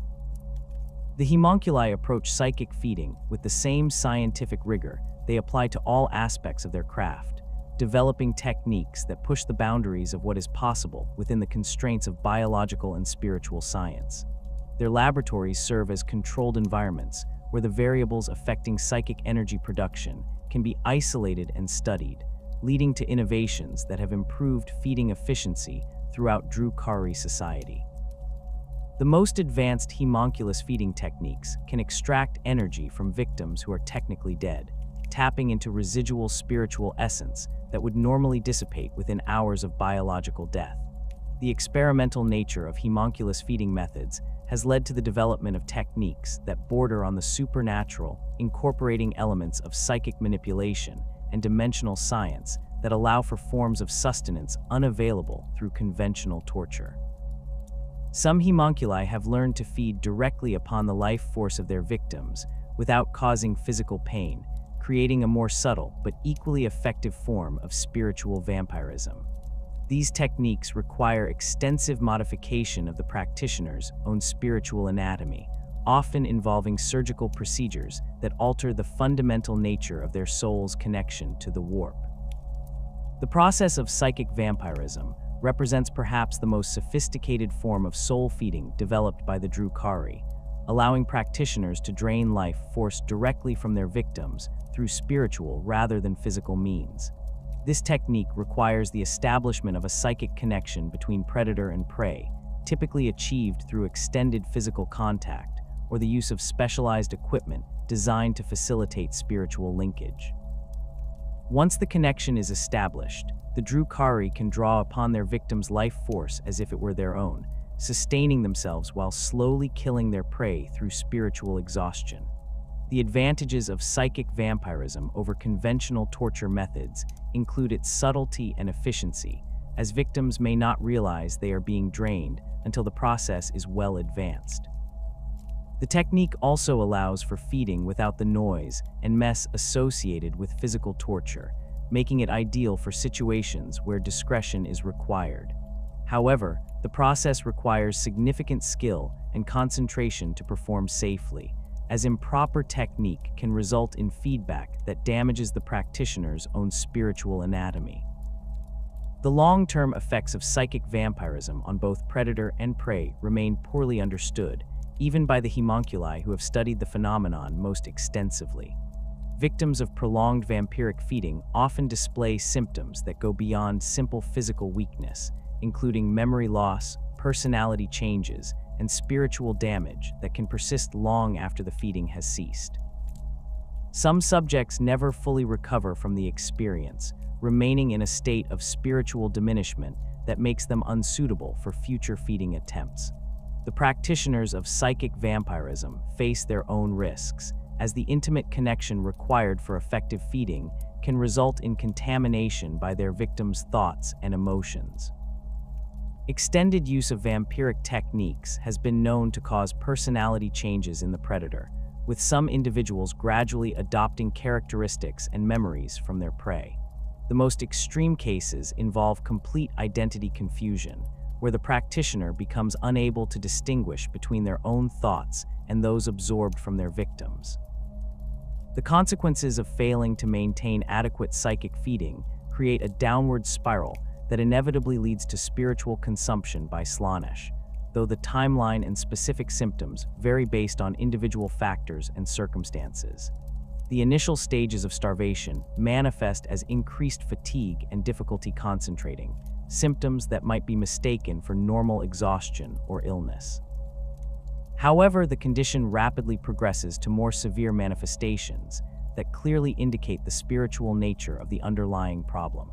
The physical deterioration associated with unfed spiritual hunger follows a predictable pattern that has been documented extensively by homunculus researchers studying the phenomenon. The victim's skin begins to lose its natural elasticity and color, taking on a grayish pallor that becomes more pronounced as the condition advances. Muscle mass decreases rapidly despite adequate nutrition, creating a wasted appearance that no amount of physical exercise can reverse. The hair becomes brittle and begins to fall out in patches, while the eyes develop a sunken appearance that reflects the spiritual emptiness consuming the individual from within. The psychological symptoms of advanced spiritual starvation prove even more devastating than the physical changes, as the victim's personality begins to fragment under the pressure of Slaanesh's increasing influence. The constant spiritual drain creates a form of existential terror that goes beyond normal fear, generating feelings of impending dissolution that can drive even the strongest minds to madness. The victim becomes increasingly desperate in their search for sources of psychic sustenance, often abandoning all pretense of dignity or restraint in their attempts to find relief from the spiritual agony that consumes them. The final stages of spiritual starvation occur rapidly once the victim's natural defenses have been completely overwhelmed by the curse's progression. The individual begins to experience episodes where their consciousness seems to slip away from their body, creating moments of disconnection that become longer and more frequent as the condition advances. During these episodes, observers report that the victim's eyes become completely black and their voice changes to something that sounds distinctly inhuman, suggesting that Slaanesh's influence is beginning to manifest directly through their failing spiritual defenses. The actual moment of soul consumption occurs when the victim's spiritual reserves are finally exhausted, and Slaanesh's claim can no longer be resisted. The process appears to outside observers as a sudden collapse followed by rapid decomposition of the physical body, but psychically sensitive individuals report sensing the victim's soul being torn away from their corpse and drawn into the warp. The speed of this final consumption suggests that the soul is pulled directly into Slaanesh's realm, where it faces an eternity of torment that makes the suffering experienced during the starvation process seem trivial by comparison. The fear of this ultimate fate drives much of Drukhari behavior and serves as the primary motivation for their continued participation in the systematic infliction of suffering that defines their society. The knowledge that failure to feed regularly will result in spiritual consumption creates a desperate urgency that overrides most other considerations, explaining the ruthless efficiency with which they conduct their raids and the callous disregard they show for the welfare of other species. The curse has effectively transformed an entire civilization into a predatory organism that must consume the pain of others to survive, creating a feedback loop of cruelty that has perpetuated itself for over 10 millennia.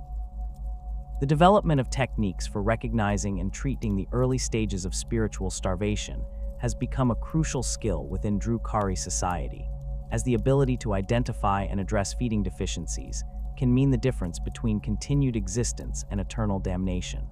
The most experienced practitioners can detect the subtle signs of spiritual hunger before they become physically apparent, allowing for intervention that can prevent the more severe symptoms from developing. However, the treatment invariably requires access to sources of fresh suffering, creating additional pressure on the slave trading networks that supply Commorragh's markets with victims. The armories of Commorragh contain instruments of death that would make even the most hardened Imperial Guard veteran recoil in horror, not merely because of their lethality, but due to the philosophical principles that guided their creation. Every weapon forged within the Dark City's workshops represents a conscious rejection of the clean, efficient killing favored by other advanced civilizations, where the Imperium's bolters are designed to deliver swift death through explosive rounds, and the Tau's pulse rifles offer precise elimination of targets. Drukhari weaponry embodies a fundamentally different approach to warfare that prioritizes the prolongation of suffering over tactical efficiency. The technological foundation underlying these weapons of exquisite cruelty draws upon scientific principles that predate the fall of the Aeldari Empire, incorporating knowledge that was ancient when humanity first discovered fire. The dark technology employed by Drukhari weaponsmiths represents a perversion of the advanced materials science and energy manipulation techniques that once served to heal and protect, twisted into forms that maximize pain while ensuring the victim remains conscious to experience every moment of their torment. The crystalline matrices that power these devices resonate with frequencies specifically calibrated to interact with neural pathways, creating effects that go beyond simple physical damage to attack the very essence of their target's capacity for rational thought. The splinter weapons that form the backbone of Drukhari infantry armaments exemplify this philosophy of weaponized suffering, utilizing projectiles that fragment upon impact to create wounds that resist conventional medical treatment, while delivering toxins designed to heighten the victim's sensitivity to pain.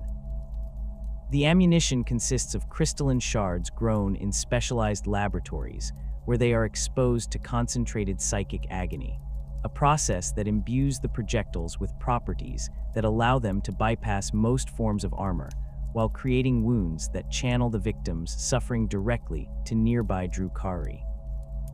The manufacturing process requires the constant presence of tortured subjects, whose screams are focused through harmonic resonators into the growing crystal matrix, creating ammunition that literally carries the essence of pain within its molecular structure. The splinter rifle represents the most common application of this technology, a weapon that appears deceptively elegant with its flowing lines and organic curves that seem to grow naturally from the crystalline components integrated into its structure. The rifle's firing mechanism operates through a combination of magnetic acceleration and dimensional manipulation that propels the splinter rounds at velocities that would shatter conventional projectiles, while the weapon's targeting systems incorporate psychic resonance detectors that can track the emotional state of potential targets. The most sophisticated versions of these weapons can adjust their firing parameters based on the psychological profile of their intended victim, selecting ammunition types and impact locations calculated to maximize both physical damage and psychological trauma. The ammunition feed system of a splinter rifle draws rounds from crystalline magazines that serve as both storage containers and psychic amplifiers, channeling the weapon's targeting data through the stored ammunition to optimize each shot for maximum effect. The magazines themselves are works of art, their translucent surfaces revealing the deadly beauty of the splinter rounds, within while displaying patterns of light that shift and flow in response to the psychic emanations of nearby suffering. The most prized magazines are those that have been used in particularly successful raids, their crystal matrices permanently altered by exposure to exceptional levels of pain and terror. The Shredder represents an evolution of splinter technology that sacrifices range and accuracy for devastating close-range effects, firing clouds of micro-crystalline fragments that can strip flesh from bone while delivering concentrated doses of exotic toxins. The weapon's barrel incorporates a series of resonance chambers that fragment the ammunition into thousands of microscopic projectiles, each one carrying a different toxin designed to attack specific biological systems. The resulting cloud of deadly fragments creates a cone of destruction that can affect multiple targets simultaneously, making the Shredder particularly effective in confined spaces where enemies cannot avoid the weapon's area of effect. The toxins delivered by Shredder ammunition represent some of the most sophisticated biochemical weapons ever developed, incorporating compounds that can target specific genetic markers while bypassing the natural resistances that many species have developed to conventional poisons. The most common toxin types include neural disruptors that cause uncontrollable muscle spasms, blood agents that prevent clotting while increasing sensitivity to pain, and psychoactive compounds that induce hallucinations and paranoia. The combination of multiple toxin types in a single ammunition load creates synergistic effects that multiply the weapon's lethality while ensuring that victims experience maximum suffering before succumbing to their wounds. The Dark Lance technology employed by Drukhari heavy weapons represents a completely different approach to inflicting suffering, utilizing focused beams of dark energy that can penetrate the heaviest armor while causing damage that defies conventional understanding of physics. The energy beam appears as a lance of absolute darkness that seems to absorb light from its surroundings, creating a visual effect that is both beautiful and terrifying to witness. The weapon's targeting system can focus the beam to create precise wounds that sever specific nerve clusters, allowing skilled operators to disable their targets without killing them immediately, while ensuring that the victim remains conscious to experience the full extent of their injuries. The power source for Dark Lance weapons consists of crystalline cores that tap directly into the dimensional energies that flow through the webway, drawing upon the same forces that allow the Drukhari to travel between worlds instantaneously. The process of creating these power cores requires the sacrifice of particularly strong-willed victims, whose life force is bound into the crystal matrix through rituals that combine advanced technology with practices that predate the rise of civilization. The resulting energy source provides virtually unlimited power while retaining traces of the victim's consciousness, creating weapons that seem to possess a malevolent intelligence of their own. The Agonizer represents perhaps the most iconic of Drukhari close combat weapons, a device that appears as an elegant whip or flail, whose striking surfaces incorporate neural disruptors that can cause excruciating pain without necessarily inflicting permanent physical damage. The weapon's design allows for precise control over the level of suffering inflicted, with settings that range from mild discomfort to agony so intense that it can cause permanent psychological damage. The most skilled wielders can use an agonizer to torture their victims for hours while keeping them conscious and aware, extracting maximum psychic energy while demonstrating their mastery of the weapon's subtle controls. The construction of an agonizer requires materials that can conduct both electrical energy and psychic emanations, typically incorporating metals that have been exposed to prolonged torture sessions and crystalline components grown in environments saturated with pain and terror. The weapon's handle contains control systems that allow the wielder to adjust the intensity and type of neural disruption delivered with each strike, while sensory feedback systems provide information about the victim's pain levels and psychological state. The most advanced agonizers can learn from their use, developing preferences for particular types of suffering and automatically adjusting their settings to maximize the agony inflicted upon specific target types. The electrocorrosive whip represents a variant of agonizer technology that combines neural disruption with chemical agents that can dissolve armor and flesh while causing wounds that resist healing.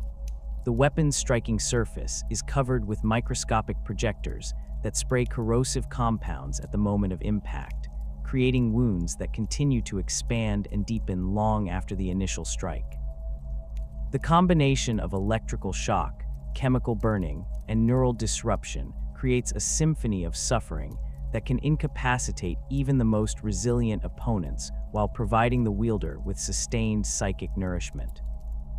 The power weapons favored by Drukhari nobles incorporate force field generators that create cutting edges of pure energy, but unlike the power swords used by Imperial forces, these weapons are designed to cauterize wounds as they are inflicted while delivering electrical shocks that keep the victim conscious.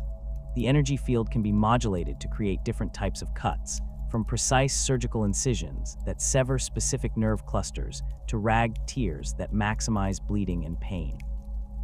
The most sophisticated power weapons can adjust their cutting parameters in real time based on the target's biology, ensuring optimal suffering regardless of the victim's species or physical characteristics. The husk blade represents one of the most feared weapons in the Drukhari arsenal, a sword whose edge exists partially within the warp and can drain the life force from its victims with each cut. The weapon appears as a conventional blade until it strikes living flesh, at which point the edge phases into the target's spiritual anatomy and begins to consume their soul directly. The process is visible to psychically sensitive observers as streams of luminous energy flowing from the wound into the blade's crystalline core, where the stolen life force is stored for later use by the weapon's wielder. The creation of husk blades requires the sacrifice of powerful psychers whose souls are bound into the weapon's matrix through rituals that combine Drukhari technology with knowledge stolen from the warp itself. The resulting weapon possesses a hunger that mirrors that of its creators, actively seeking opportunities to feed upon the life force of living beings. The most potent husk blades have consumed hundreds of souls over their existence, their crystalline cores glowing with the trapped essence of their victims, while whispering promises of power to those who wield them. The exotic torture devices employed by the Drukhari extend far beyond simple weapons to encompass elaborate mechanisms designed specifically for the extraction of psychic energy through prolonged suffering. The pain amplifiers found in torture chambers throughout Commorragh represent technological marvels that can increase a victim's sensitivity to pain by orders of magnitude, while preventing the natural unconsciousness that would normally provide escape from extreme agony. These devices work by intercepting and modifying the neural signals that carry pain information to the brain, amplifying the sensation while blocking the body's natural defense mechanisms. The most sophisticated pain amplifiers incorporate psychic resonance technology that can detect and enhance specific types of suffering, allowing torturers to focus on particular fears or phobias that cause maximum psychological damage. The devices can be calibrated to target different aspects of the victim's consciousness, from basic physical sensations to complex emotional responses and existential fears. The resulting torture sessions can continue for days or weeks without causing death, providing sustained nourishment for multiple Drukhari, while serving as entertainment for spectators who appreciate the artistry involved in prolonged suffering. The soul trap technology developed by homunculus covens represents the ultimate expression of Drukhari cruelty, creating devices that can capture and preserve the consciousness of dying victims while their bodies are subjected to ongoing torture. The trapped souls remain aware of their situation, but are powerless to escape or resist, forced to experience whatever torments their captors devise while serving as permanent sources of psychic energy. The technology combines advanced crystalline matrices with dimensional manipulation techniques that allow consciousness to exist independently of biological substrates. The creation of soul traps requires the cooperation of skilled homunculi and weaponsmiths working together to create devices that can interface with both physical and spiritual anatomy. The process involves the construction of crystalline matrices that can resonate with the specific frequency of consciousness itself, creating containers that can hold sentient awareness indefinitely without degradation. The most advanced soul traps can hold multiple consciousness simultaneously, creating communities of trapped souls that can be forced to interact with each other in ways that generate additional suffering. The philosophical principles underlying Drukhari weapon design reflect a fundamental understanding of the relationship between suffering and spiritual nourishment that goes beyond simple sadism to encompass a comprehensive worldview about the nature of existence itself. The Drukhari believe that consciousness is most fully expressed through the experience of extremes, whether pleasure or pain, and that the artificial boundaries imposed by conventional morality serve only to limit the potential for true understanding. Their weapons are designed to break down these boundaries and force their victims to confront the full spectrum of sensation and emotion that defines sentient existence. The emphasis on prolonged suffering over quick death reflects practical considerations as well as philosophical ones, as the psychic energy released by dying victims provides only a brief surge of nourishment compared to the sustained feeding possible through extended torture. The Drukhari have learned that the quality of suffering is as important as its intensity, with certain types of pain and terror providing more potent spiritual sustenance than others. This knowledge has led to the development of increasingly sophisticated techniques for categorizing and optimizing different forms of torment, creating a science of suffering that rivals the most advanced medical knowledge possessed by other civilizations. The integration of feeding mechanisms into combat weapons represents a practical solution to the problem of maintaining spiritual nourishment during extended military operations, allowing Drukhari warriors to sustain themselves through the suffering they inflict upon their enemies. The most advanced weapons incorporate psychic collection systems that can store the energy released by wounded opponents, creating portable sources of spiritual nourishment that can be accessed when needed. These systems have proven particularly valuable during long-range raids where access to traditional torture facilities is limited.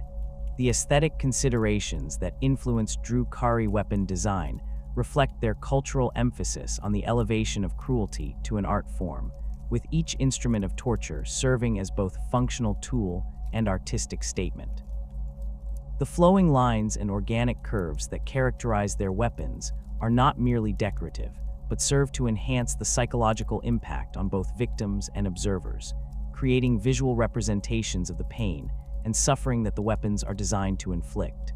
The most prized weapons are those that combine maximum effectiveness with exceptional beauty, creating objects that can be appreciated as works of art even as they serve their deadly purpose.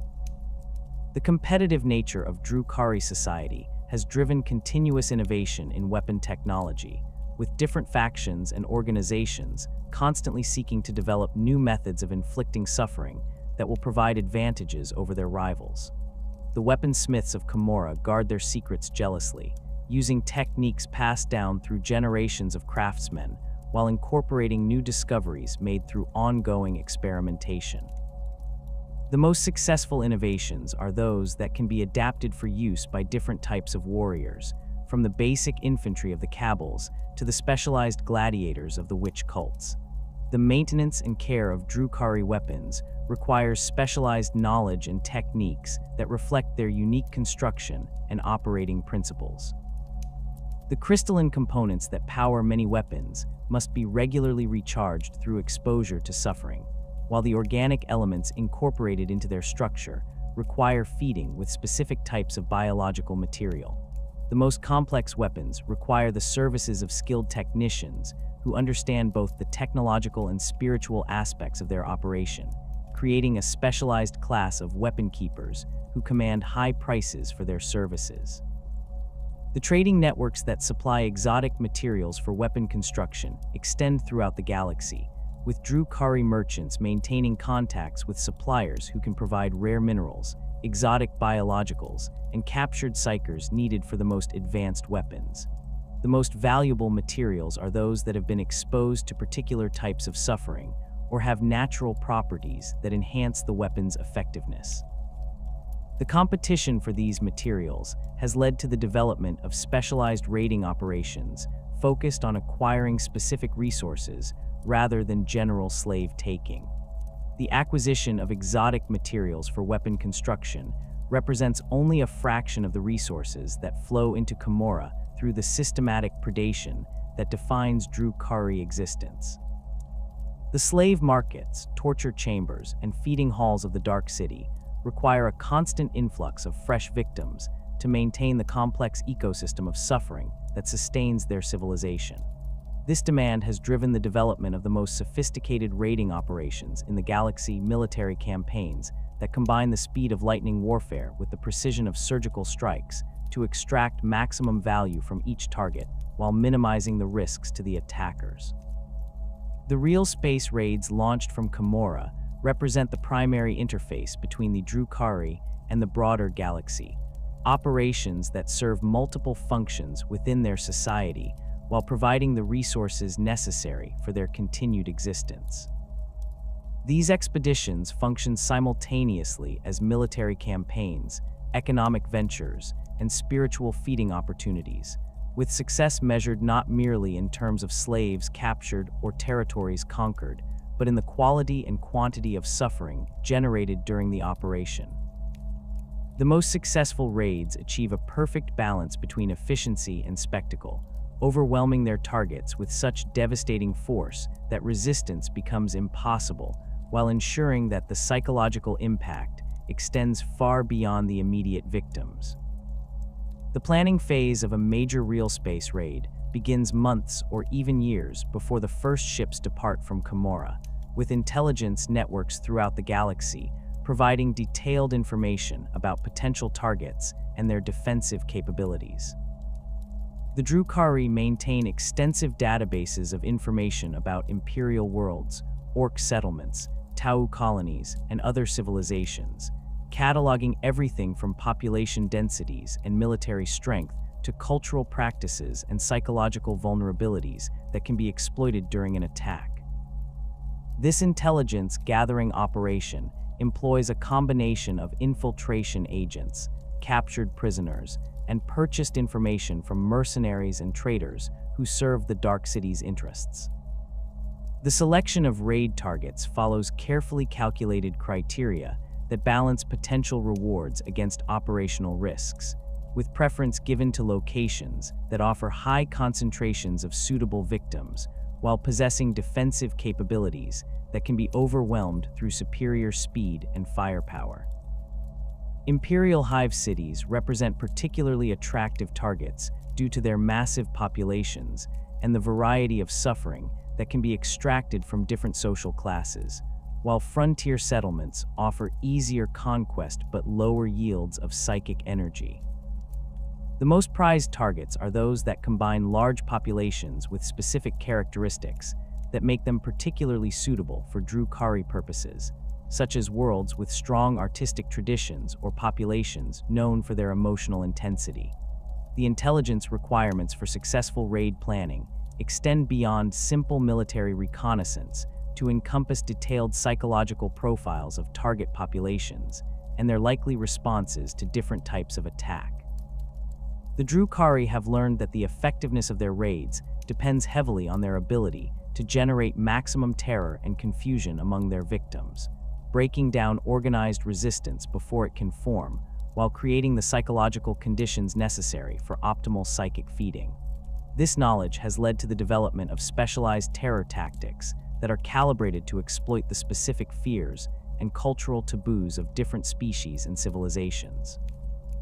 The composition of a typical Drukhari raiding force reflects the multifaceted nature of their operations, combining elements from different organizations within Commorragh to create balanced forces capable of achieving diverse objectives.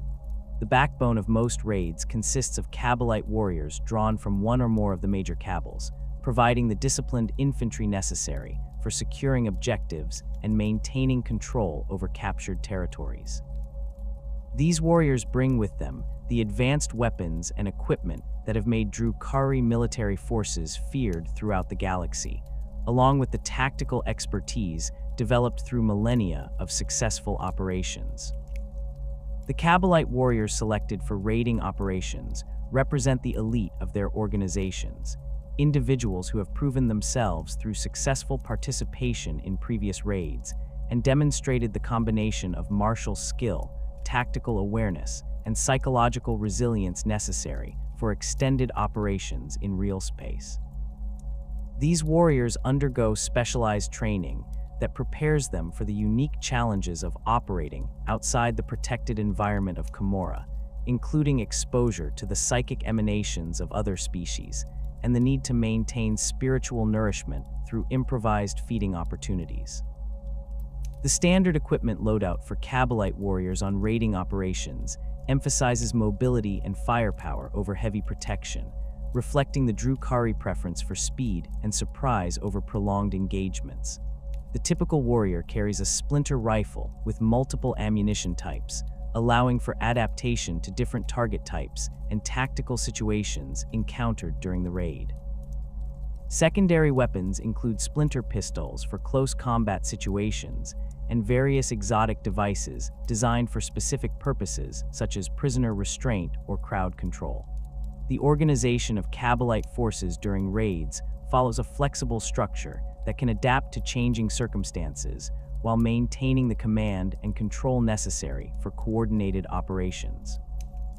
The basic unit consists of a squad of 10 warriors led by a Sybarite, with multiple squads forming larger formations under the command of Drakons or other high-ranking nobles.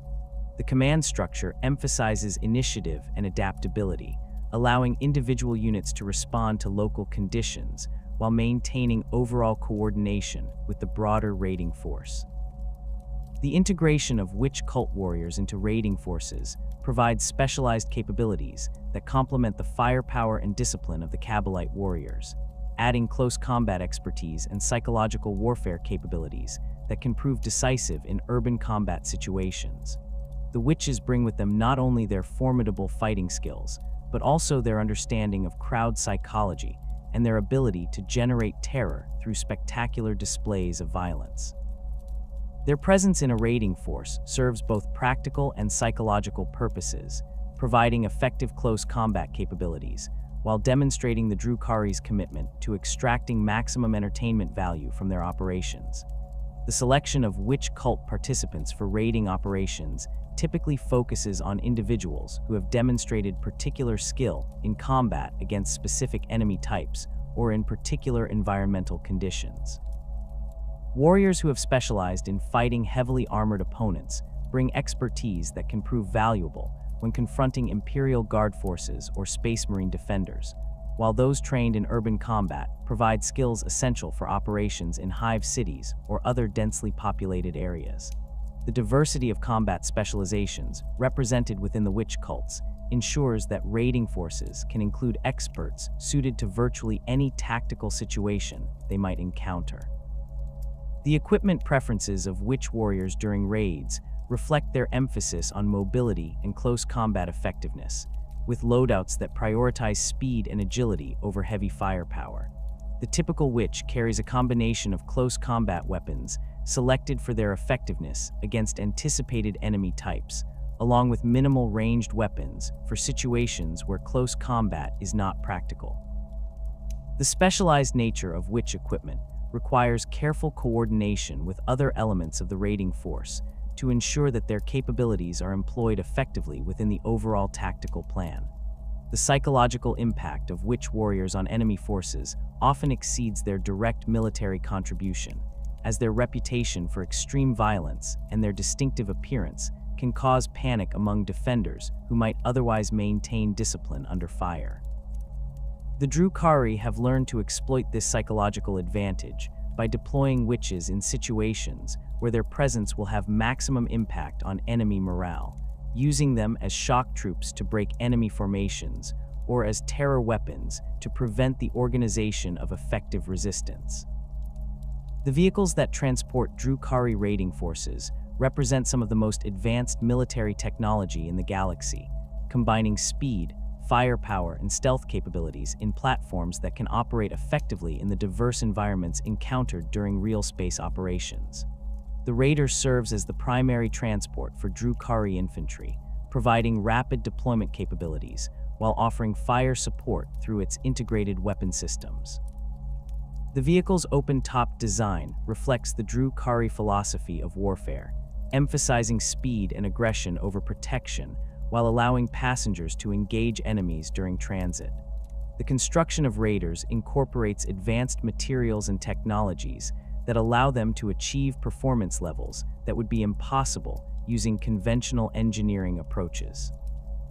The hull consists of a composite material that combines metallic strength with organic flexibility, creating a structure that can absorb impacts while maintaining structural integrity under extreme stress. The propulsion system utilizes gravitic manipulation technology that allows for three-dimensional movement at speeds that can exceed those of most atmospheric aircraft, while the stealth systems can render the vehicle nearly invisible to most detection methods. The weapon systems integrated into Raider designs provide both anti-personnel and anti-vehicle capabilities, allowing the craft to engage a wide variety of targets while supporting the infantry they transport. The Dark Lance represents the most common heavy weapon installation, providing long-range anti-armor capability that can eliminate enemy vehicles and fortifications before they can respond effectively. The Splinter Cannon offers rapid-fire capability against infantry targets, creating fields of crystalline fragments that can clear enemy positions while generating the suffering necessary for psychic feeding. The crew requirements for Raider operations reflect the vehicle's sophisticated systems and the tactical demands of Drukhari warfare, with each craft requiring a pilot trained in the complex three-dimensional maneuvering necessary for effective combat operations. The pilot positions are among the most coveted assignments within Drukhari military forces, as they offer opportunities for individual glory while providing access to some of the most advanced technology available to their civilization. The training required to become a qualified Raider pilot involves years of intensive instruction in vehicle operation, tactical coordination, and the psychological aspects of terror warfare. The Venom represents a lighter alternative to the Raider, designed for rapid insertion of small units and reconnaissance operations that require maximum speed and stealth. The vehicle's smaller size allows it to operate in environments where larger craft would be impractical, while its advanced sensor systems provide intelligence-gathering capabilities that prove valuable for both tactical and strategic planning. The Venom's weapon systems are optimized for engaging light targets and providing suppressive fire, making it particularly effective in urban environments where precision and mobility are more important than raw firepower. The tactical employment of Venoms during raids typically involves their use as pathfinders and quick-strike units, identifying targets and eliminating key defensive positions before the arrival of heavier forces. The vehicle's speed and maneuverability allow it to exploit gaps in enemy defenses while avoiding prolonged engagements that might result in losses. The crews of Venom craft are trained to operate independently for extended periods, making tactical decisions based on local conditions while maintaining coordination with the overall raiding plan. The support elements that accompany major raiding forces provide specialized capabilities that enhance the effectiveness of the primary combat units, while addressing the logistical requirements of extended operations in real space. The Ravager serves as the primary heavy weapons platform for Drukhari forces, mounting multiple Dark Lances or other heavy weapons that can engage enemy armor and fortifications at long range. The vehicle's design emphasizes firepower over protection, following the Drukhari doctrine of eliminating threats before they can respond rather than attempting to withstand enemy attacks. The crew training for Ravager operations focuses on target identification and engagement at extended ranges, requiring skills that differ significantly from those needed for the close-range combat preferred by most Drukhari warriors. The gunners must be capable of precise fire control while operating at high speeds and under combat conditions, coordinating their fire with other units while maintaining the rapid pace of movement that characterizes Drukhari tactics. The most skilled Ravager crews can eliminate multiple targets in rapid succession while maintaining formation with other vehicles, creating devastating barrages that can break enemy formations before they can organize effective resistance. The specialized units that participate in major raids include elements drawn from the homunculus covens, bringing their expertise in biological warfare and prisoner processing to support the overall operation. The grotesques and racks that accompany these forces provide unique capabilities that cannot be replicated by conventional military units, serving as both combat assets and specialized tools for achieving specific objectives. The presence of homunculus elements in a raiding force indicates the operation's importance and the level of resources being committed to its success. The deployment of homunculus forces during raids typically focuses on objectives that require their specialized skills, such as the capture of particularly valuable prisoners or the neutralization of biological defenses that might otherwise impede the operation. The grotesques serve as shock troops capable of breaking through heavily defended positions, while the racks provide technical expertise for dealing with complex systems and extracting information from captured enemies. The coordination between homunculus forces and conventional military units requires careful planning to ensure that their unique capabilities are employed effectively within the overall tactical framework. The target selection process for real space raids involves detailed analysis of potential objectives to identify those that offer the best combination of strategic value, tactical feasibility, and resource yield. Imperial worlds represent the most common targets due to their widespread distribution and the variety of populations they contain, ranging from the teeming masses of hive cities to the specialized populations of forge worlds and shrine worlds. Each type of Imperial world presents different challenges and opportunities, requiring specialized approaches that take into account their unique characteristics and defensive capabilities. The hive cities of Imperial worlds offer particularly attractive targets for Drukhari raiders due to their massive populations and the social stratification that creates different types of victims within a single location. The underhive populations provide large numbers of expendable slaves, while the upper levels contain nobles and officials whose suffering generates higher quality psychic energy. The complex urban environment of a hive city also provides numerous opportunities for the terror tactics that are central to Drukhari warfare, allowing raiding forces to create maximum psychological impact through selective targeting of key infrastructure and population centers. The defensive capabilities of Imperial worlds vary significantly based on their strategic importance and the resources available to their governors, ranging from minimal PDF forces on frontier worlds to the sophisticated defenses of forge worlds and fortress worlds. The Drukhari intelligence networks provide detailed assessments of these defensive capabilities, allowing raid planners to select targets that can be overwhelmed by the forces available while avoiding locations where the defenders might inflict unacceptable losses on the attacking forces. The timing of raids against Imperial targets takes into account factors such as local military deployments, seasonal variations in population density, and political conditions that might affect the response to an attack. The most successful raids are those that strike when local defenses are at their weakest, such as during shift changes in military units or during festivals and celebrations when civilian populations are concentrated in predictable locations. The Drukhari have developed sophisticated models for predicting these optimal timing windows, using historical data and ongoing intelligence to identify the moments when their attacks will achieve maximum effect. The craftworld Aeldari represent a different category of target that requires specialized approaches due to their advanced technology and psychic capabilities. These operations are typically conducted by elite forces drawn from the most experienced cabals, as the risks involved in attacking fellow Aeldari are significantly higher than those associated with raids against other species. The motivation for such attacks often involves the acquisition of specific resources or technologies that cannot be obtained through conventional raiding, making these operations strategic investments rather than routine predation. The defensive capabilities of craftworld Aeldari include not only their advanced weapons and vehicles, but also their psychic abilities and their deep understanding of Drukhari tactics and motivations. This knowledge makes them particularly difficult targets, as they can anticipate and counter many of the standard approaches used in raids against other species. The Drukhari forces assigned to such operations must be prepared for prolonged engagements and sophisticated countermeasures that can neutralize many of their usual advantages.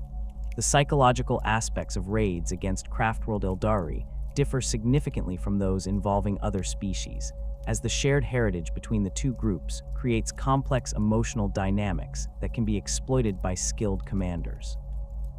The Drukhari often attempt to use their cousins' moral constraints against them, creating situations where the craftworld Aeldari must choose between protecting innocent lives and achieving military objectives. These tactics can prove highly effective in disrupting enemy coordination while providing the psychological satisfaction that many Drukhari derive from corrupting their more virtuous kin. The Orc territories scattered throughout the galaxy present unique challenges and opportunities for Drukhari raiders, as the chaotic nature of Orc society creates both vulnerabilities that can be exploited and unpredictable responses that can complicate operational planning.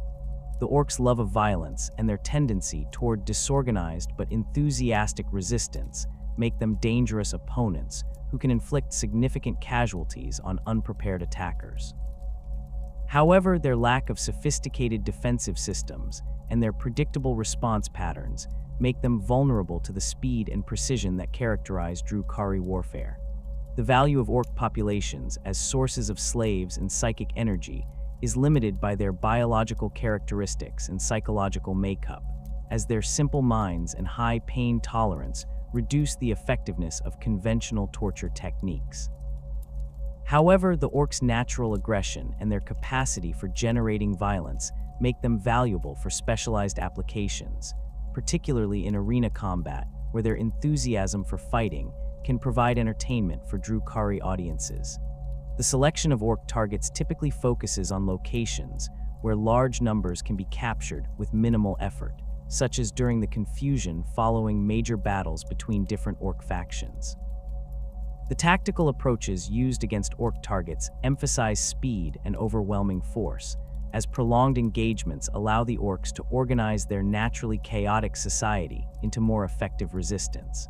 The Drukhari prefer to strike during periods of internal conflict, when Orc attention is focused on fighting among themselves, using the confusion to achieve their objectives before the Greenskins can respond effectively.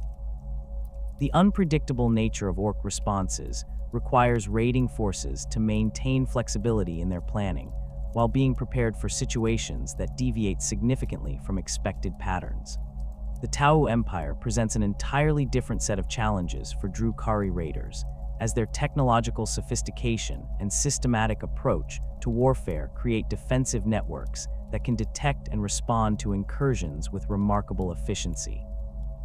The Tau's use of advanced sensor arrays and coordinated fire support makes the stealth approaches favored by many Drukhari forces significantly more difficult to execute successfully.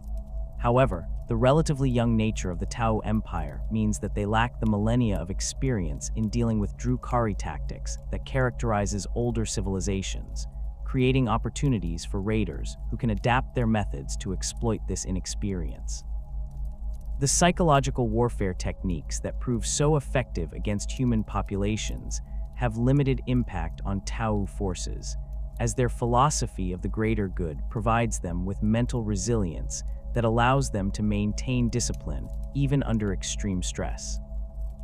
The Drukhari have learned to focus their terror tactics on the human auxiliary forces that serve alongside Tau military units, using the suffering of these allies to disrupt Tau coordination while providing the psychic nourishment that sustains the raiding forces.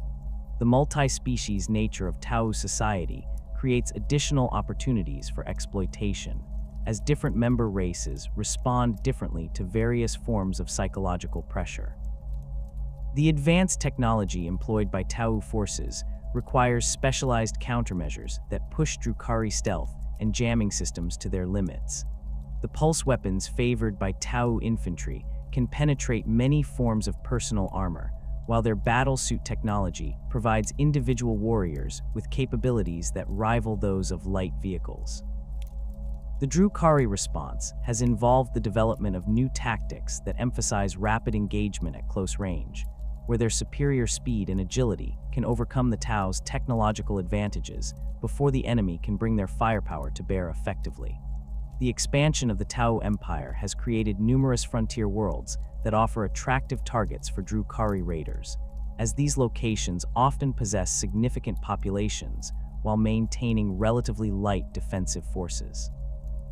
The Tau's systematic approach to planetary development means that these worlds typically contain well-organized population centers that can be efficiently raided, though the standardized nature of Tau defensive installations requires careful intelligence gathering to identify vulnerabilities that can be exploited during an attack.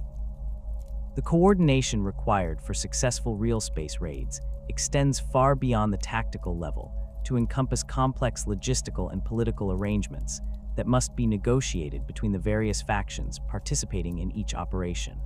The temporary alliances formed for major raids often involve multiple cabals working together despite their normal rivalries, requiring careful diplomatic maneuvering to ensure that competing interests do not undermine the mission's success. These negotiations can take months to complete, as each faction seeks to maximize their share of the anticipated rewards while minimizing their exposure to risk. The division of responsibilities during multi-faction raids follows protocols that have evolved over millennia of cooperative operations, with different organizations taking charge of specific aspects of the mission based on their particular strengths and capabilities. The cabals typically assume responsibility for the primary military objectives, using their disciplined forces and heavy weapons to secure key targets and eliminate organized resistance. The witch cults focus on crowd control and the generation of terror among civilian populations, using their spectacular combat abilities to create the psychological conditions necessary for effective slave-taking operations. The homunculus covens provide specialized support services that enhance the effectiveness of the conventional military forces while pursuing their own research objectives through the acquisition of specimens and the testing of new biological weapons. Their participation in major raids often involves the deployment of experimental creatures and devices that have not been used in previous operations, turning each mission into a field test for new technologies and techniques. The data gathered during these operations contributes to ongoing research efforts while providing immediate tactical advantages that can prove decisive in achieving mission objectives. The command structure for multi-faction raids requires the establishment of temporary hierarchies that can coordinate the activities of forces with different training, equipment, and operational philosophies. The overall command is typically assigned to the Archon, whose cabal is contributing the largest number of forces to the operation, though this arrangement is subject to negotiation and can change based on the specific requirements of each mission. The complexity of these command arrangements reflects the competitive nature of Drukhari society, where cooperation is always temporary and based on mutual benefit rather than genuine trust.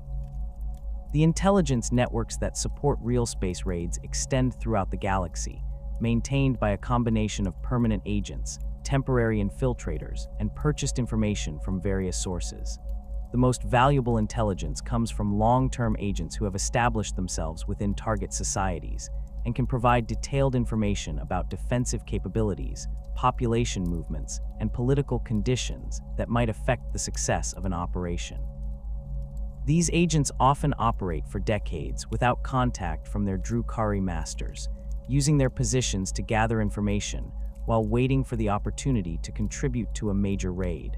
The recruitment and training of intelligence agents requires specialized skills that differ significantly from those needed for conventional military operations. Successful agents must be capable of blending into alien societies while maintaining their loyalty to Commorragh despite years of isolation from their own culture. The psychological pressures involved in this type of work have led to the development of specialized conditioning techniques that help agents maintain their sanity and effectiveness during extended deployments in hostile environments. The communication systems used to coordinate intelligence operations across galactic distances rely on a combination of webway message routes and more conventional methods that can operate without revealing the agent's true loyalties. The most sensitive information is transmitted through coded messages that appear to be routine commercial communications, while emergency situations may require the use of more direct but riskier communication methods. The security of these communication networks is maintained through constant monitoring and periodic changes to codes and procedures that prevent enemy forces from intercepting and decoding Drukhari intelligence. The analysis and distribution of intelligence within Commorragh involves multiple layers of evaluation and verification to ensure that the information reaching raid planners is accurate and current. The intelligence services maintained by different factions often compete with each other for access to the most valuable information, creating internal markets where intelligence is bought and sold like any other commodity. This competitive environment helps ensure the quality of information while providing incentives for agents to develop new sources and methods for gathering data about potential targets. The execution phase of real space raids begins with the deployment of reconnaissance forces that confirm the accuracy of intelligence reports while identifying any changes in target conditions that might affect the success of the main operation. These advanced elements typically consist of small units equipped with advanced stealth systems and specialized sensors that can operate undetected in enemy territory for extended periods. The information they gather during these preliminary operations is used to make final adjustments to the raid plan while providing early warning of any unexpected defensive preparations that might compromise the mission. The timing of the main assault is coordinated to achieve maximum surprise while taking advantage of any temporary vulnerabilities identified by the reconnaissance forces. The Drukhari preference for dawn attacks reflects their understanding of human circadian rhythms and the reduced alertness that characterizes most species during the early morning hours. However, the specific timing of each raid is adjusted based on local conditions and the particular characteristics of the target population, with some operations scheduled to coincide with religious festivals or other events that concentrate large numbers of potential victims in predictable locations. The initial assault phase emphasizes speed and shock value, with multiple strike forces hitting different objectives simultaneously to prevent the coordination of effective resistance. The use of webway portals allows Drukhari forces to appear directly within enemy territory without warning, bypassing perimeter defenses and striking at the heart of target installations before defenders can respond.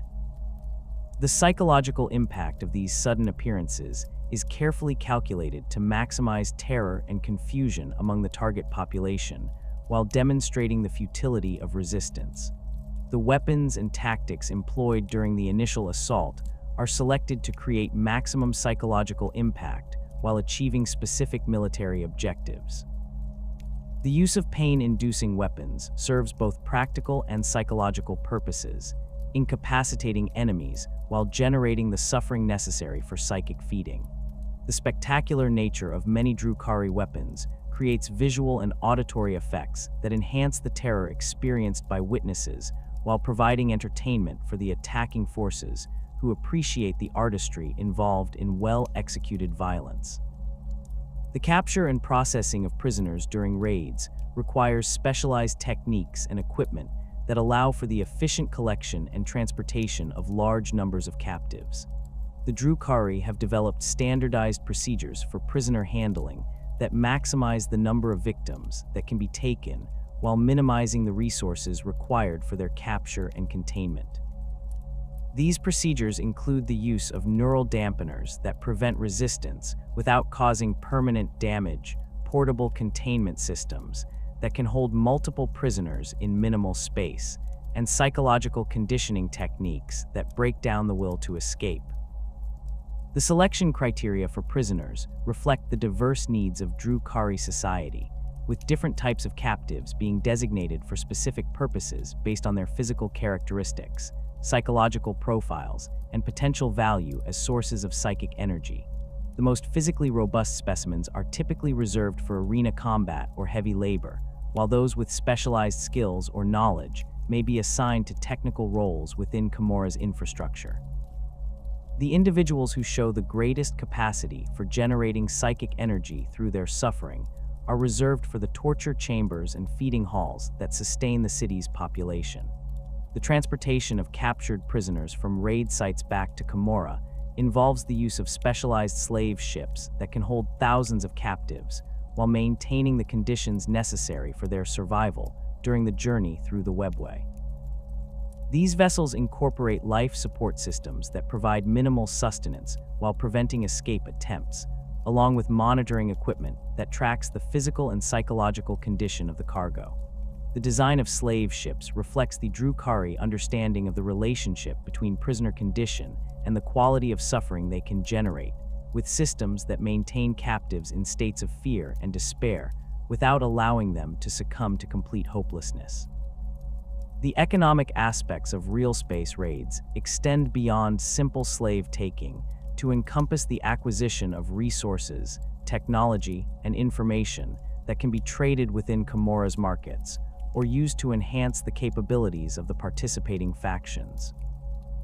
The most valuable non-human resources include rare materials needed for weapon construction, technological components that can be reverse-engineered or incorporated into Drukhari systems, and cultural artifacts that provide insights into the psychology and capabilities of potential future targets.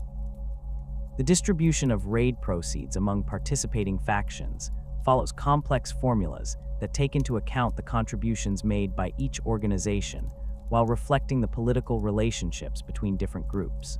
The negotiations surrounding these distributions can be as complex as those involved in planning the raids themselves, with each faction seeking to maximize their share of the rewards while maintaining the relationships necessary for future cooperation. The most successful archons and succubi are those who can navigate these negotiations effectively while building reputations that attract allies for future operations. The long-term strategic impact of real space raids extends beyond their immediate tactical objectives to influence the broader balance of power within the galaxy. The systematic predation conducted by Drukhari forces creates zones of instability that can be exploited by other factions, while the terror generated by their attacks influences the defensive preparations and resource allocation decisions of potential targets. The cumulative effect of decades of raiding activity has shaped the development of entire sectors, creating patterns of settlement and military deployment that reflect the ongoing threat posed by the Dark City's inhabitants.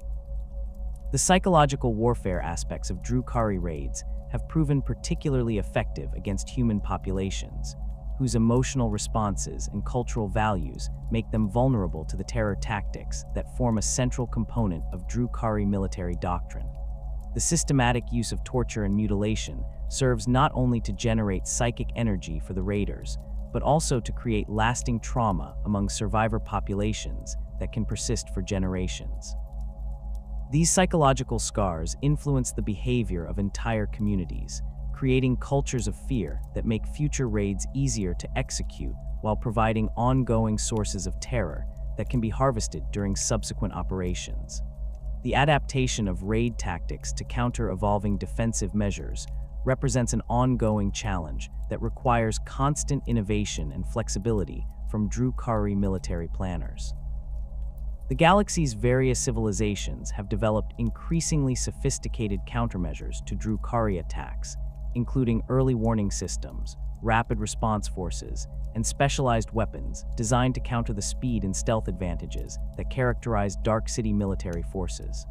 The Drukhari response has involved the development of new technologies and tactics that can overcome these defensive measures while maintaining the speed and surprise that are essential to their operational philosophy.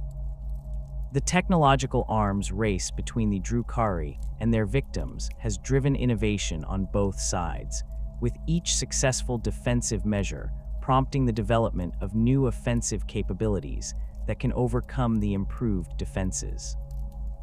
The Drukhari's access to advanced Aeldari technology provides them with advantages that most of their enemies cannot match, but the numerical superiority of their opponents means that even small improvements in defensive capabilities can significantly impact the success rates of raiding operations. This dynamic has led to the development of increasingly specialized raid forces that are equipped and trained to deal with specific types of defensive systems and enemy responses, creating a perpetual cycle of adaptation that shapes the nature of warfare throughout the galaxy. The Imperium of Man stands as the most persistent and dangerous adversary faced by the Drukhari, representing a civilization whose vast resources and fanatical dedication to warfare create challenges that extend far beyond simple military considerations. The sheer scale of Imperial forces means that even successful raids against Imperial targets inevitably provoke responses that can threaten Drukhari interests across multiple sectors. The Adeptus Astartes in particular pose significant threats to raiding operations, as their enhanced capabilities and tactical doctrine make them capable of inflicting severe casualties on Drukhari forces that rely on speed and surprise rather than sustained combat effectiveness. The Imperial Guard regiments stationed throughout the galaxy have developed increasingly sophisticated anti-raiding protocols that reflect decades of bitter experience with Drukhari attacks. These defensive measures include rapid deployment forces equipped with high-mobility vehicles, communication networks that can coordinate responses across planetary distances, and specialized weapons designed to counter the stealth systems employed by Dark City raiders. The most effective Imperial commanders have learned to anticipate Drukhari tactics and prepare countermeasures that can disrupt raiding operations before they achieve their objectives. The Adeptus Mechanicus Forge worlds present particular challenges due to their advanced defensive systems and the technological sophistication of their military forces. The Tech Priest's understanding of Imperial technology allows them to develop countermeasures that can neutralize many of the advantages typically enjoyed by Drukhari raiders, while their cybernetic enhancements make them less susceptible to the psychological warfare tactics that prove so effective against normal human populations. The servitor forces employed by the Mechanicus also present unique challenges, as their programmed responses and lack of fear make them difficult to intimidate or manipulate through conventional terror tactics. The ecclesiarchy worlds scattered throughout Imperial space offer attractive targets due to their large populations and the emotional intensity generated by religious fervor, but they also present significant risks due to the fanatical resistance typically encountered during attacks on sacred sites. The Sisters of Battle, who guard many shrine worlds, possess combat capabilities that rival those of Space Marines, while their absolute faith provides them with psychological resilience that makes them nearly immune to Drukhari terror tactics.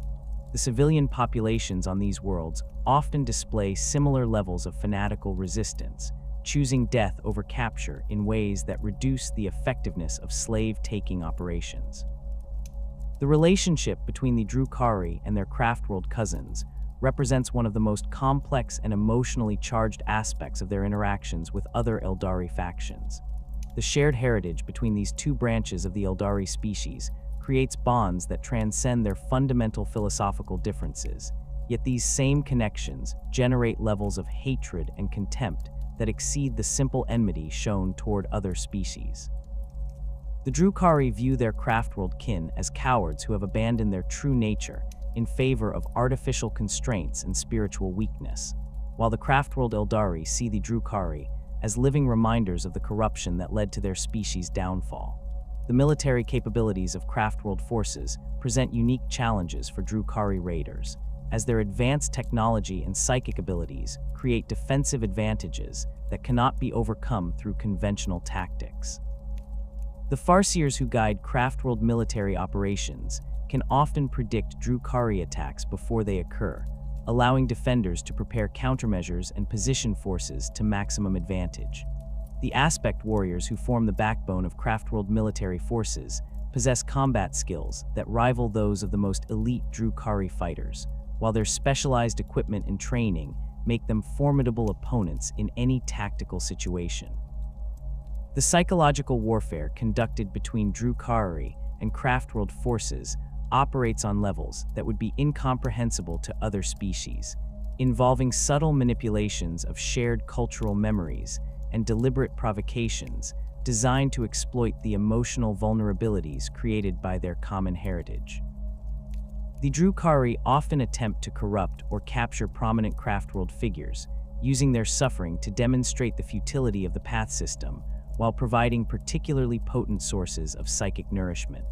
The Craftworld Aeldari respond with their own forms of psychological warfare, using their moral authority and spiritual discipline to highlight the degradation that defines Drukhari existence. The occasional alliances formed between Drukhari and Craftworld forces represent temporary arrangements born of mutual necessity rather than genuine cooperation, typically occurring when both factions face threats that exceed their individual capabilities to address.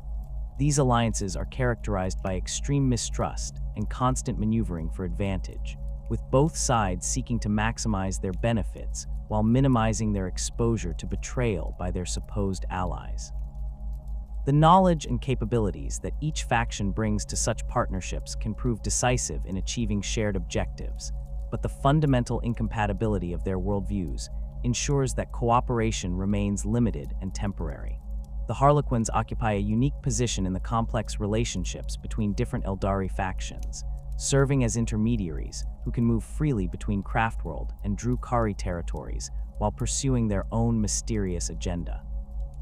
The Drukhari maintain an uneasy respect for these enigmatic performers, recognizing their combat capabilities and their access to information that can prove valuable for planning future operations. The Harlequins' ability to appear and disappear at will makes them valuable allies when their interests align with Drukhari objectives, but their unpredictable nature and loyalty to their own cause make them unreliable partners for long-term planning. The forces of chaos present both opportunities and threats to Drukhari interests, as their chaotic nature creates situations that can be exploited, while their supernatural abilities pose risks that conventional military planning cannot adequately address. The Chaos Space Marines who serve the ruinous powers possess combat capabilities that exceed those of their loyalist counterparts, enhanced by demonic gifts and millennia of experience in warfare that spans both real space and the warp. Their unpredictable tactics and willingness to employ forbidden weapons make them dangerous opponents who can inflict severe casualties on Drukhari forces that underestimate their capabilities. The cultist forces that serve Chaos warbands offer attractive targets for slave raids due to their large numbers and the psychological conditioning that makes them particularly responsive to terror tactics. However, the demonic influences that affect many Chaos-controlled worlds create environmental hazards that can threaten Drukhari raiders who lack adequate protection against warp-based phenomena. The unpredictable nature of Chaos corruption means that even successful raids against such targets can result in contamination that affects raiding forces long after they return to Commorragh.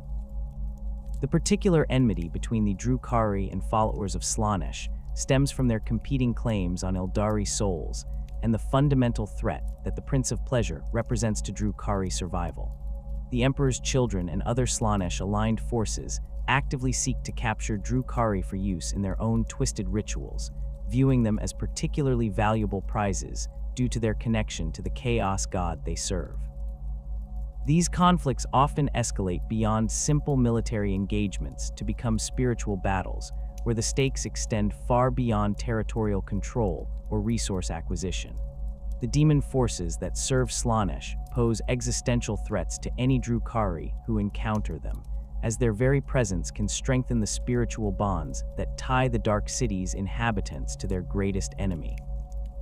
The Keepers of Secrets and other greater demons of Slaanesh possess abilities that can overwhelm the spiritual defenses that allow Drukhari to resist their curse, potentially claiming souls that have evaded capture for millennia.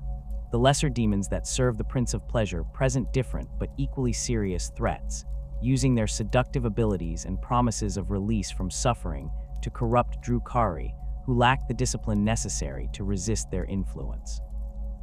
The Orc Wayags that periodically sweep across the galaxy create opportunities for Drukhari raiders to exploit the chaos and destruction left in their wake, but they also present challenges due to the unpredictable nature of greenskin warfare and their tendency to fight with suicidal enthusiasm.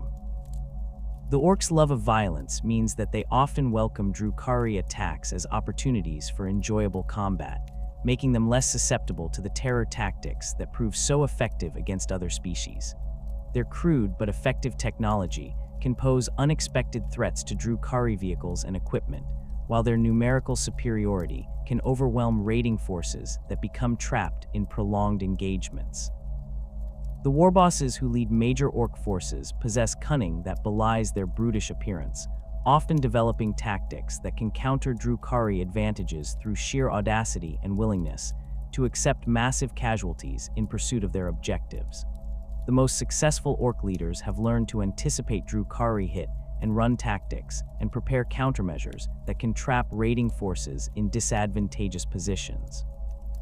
The speed freaks and other specialized orc units can match Drukhari vehicles for speed and aggression, creating tactical situations where the traditional advantages enjoyed by Dark City forces are significantly reduced. The Tyranid Hive fleets represent an entirely different category of threat that challenges fundamental assumptions about warfare and survival that underlie Drukhari tactical doctrine. The complete absence of individual consciousness within Tyranid organisms makes them immune to psychological warfare tactics, while their biological nature creates environmental hazards that can persist long after military engagements have concluded. The synapse creatures that coordinate Tyranid forces possess alien intelligences that operate according to principles that Drukhari strategists find difficult to predict or counter. The consumption of entire worlds by Tyranid swarms eliminates potential raiding targets while creating refugee populations that can be exploited by opportunistic Drukhari forces. However, the biological contamination left behind by Tyranid invasions makes many of these refugee populations unsuitable for conventional slave-taking operations, as their exposure to Tyranid organisms can create health hazards that threaten the stability of Commorragh's population. The adaptive nature of Tyranid evolution means that successful tactics employed against one hive fleet may prove ineffective against subsequent encounters with different swarms.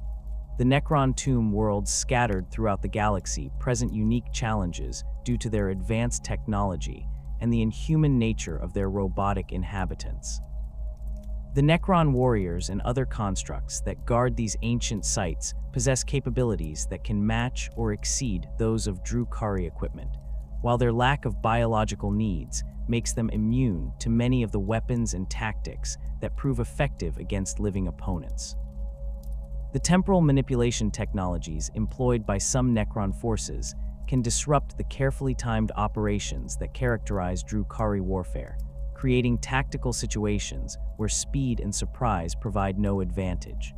The awakening of Necron tomb complexes often creates power vacuums that can be exploited by Drukhari raiders seeking to capture populations fleeing from these ancient threats.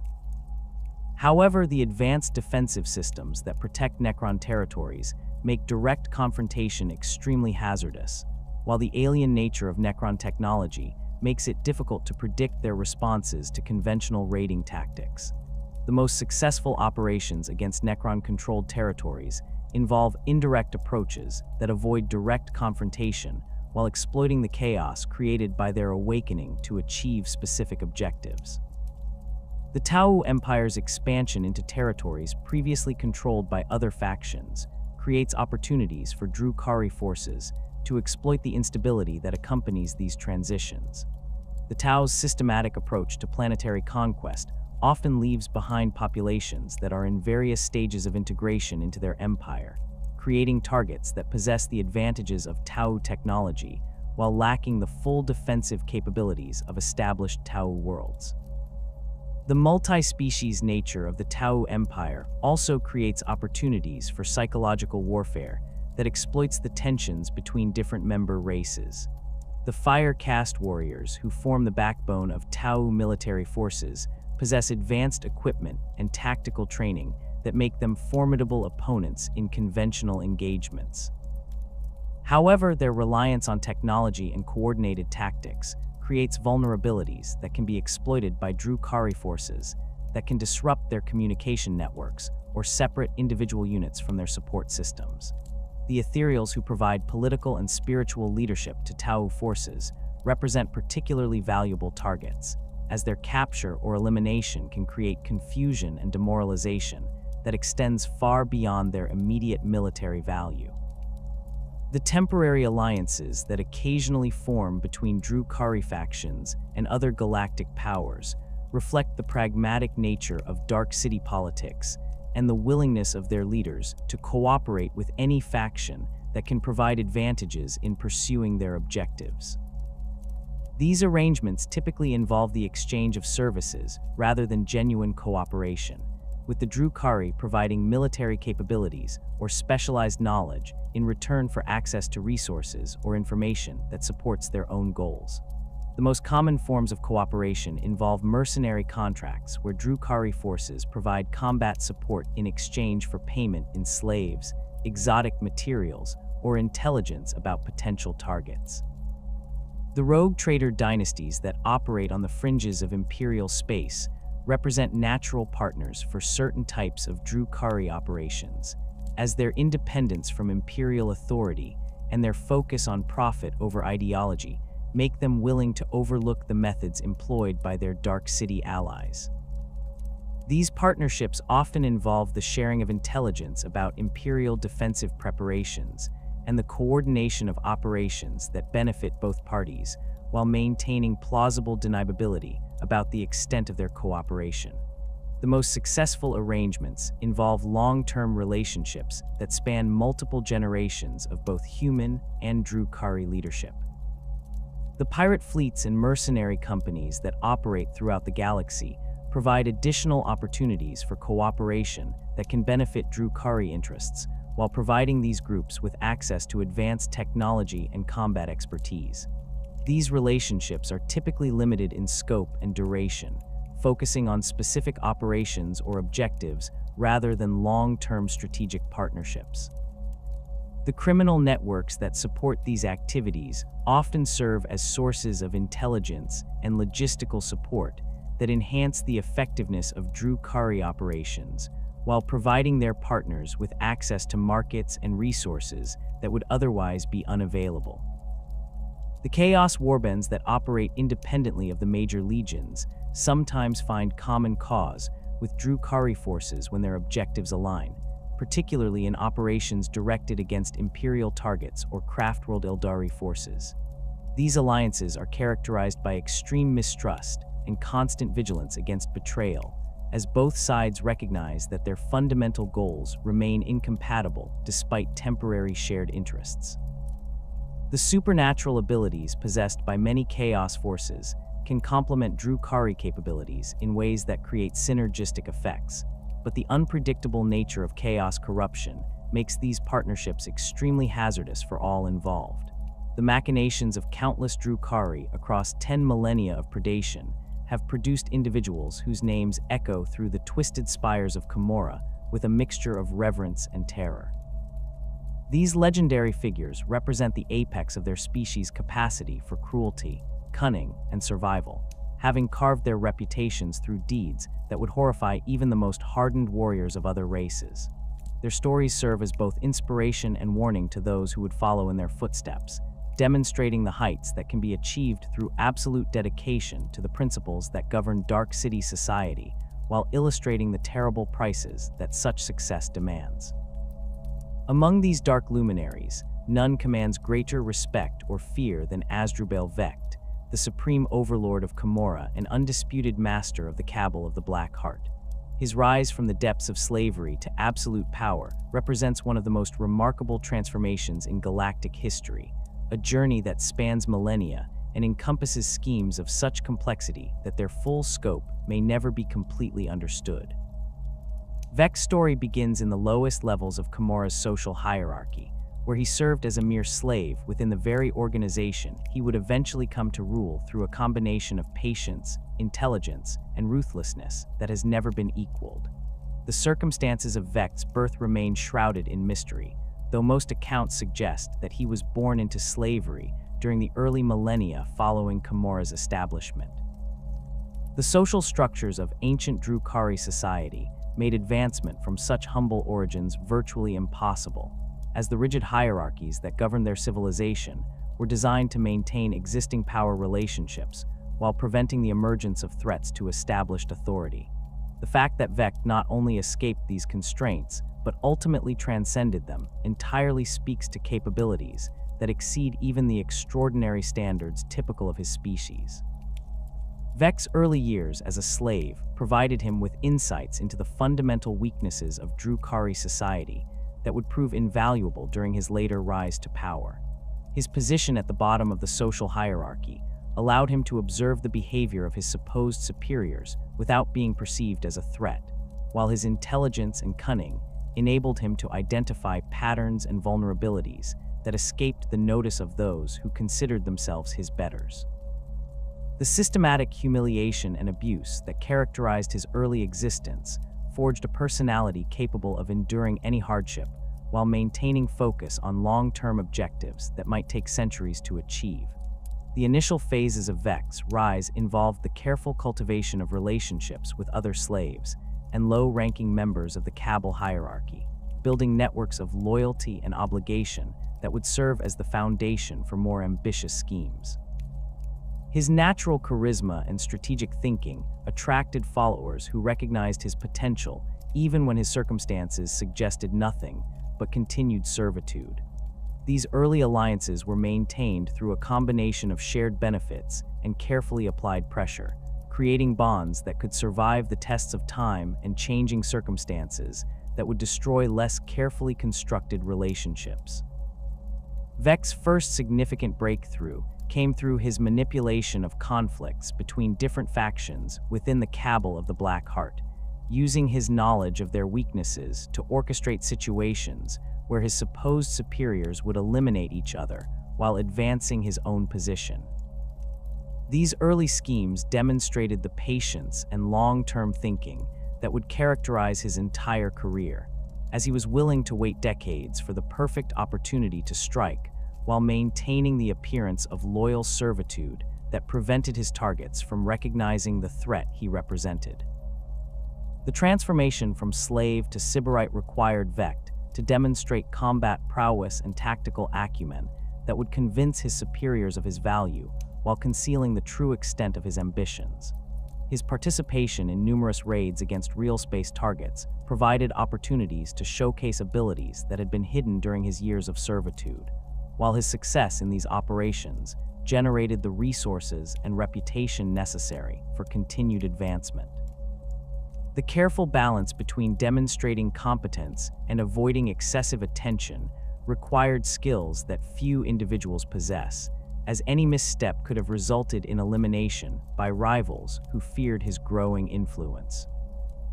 Vect's promotion to Draken marked the beginning of a new phase in his rise to power, as this position provided him with the authority and resources necessary to implement more sophisticated schemes while maintaining the networks of loyalty that had sustained him through his earlier struggles.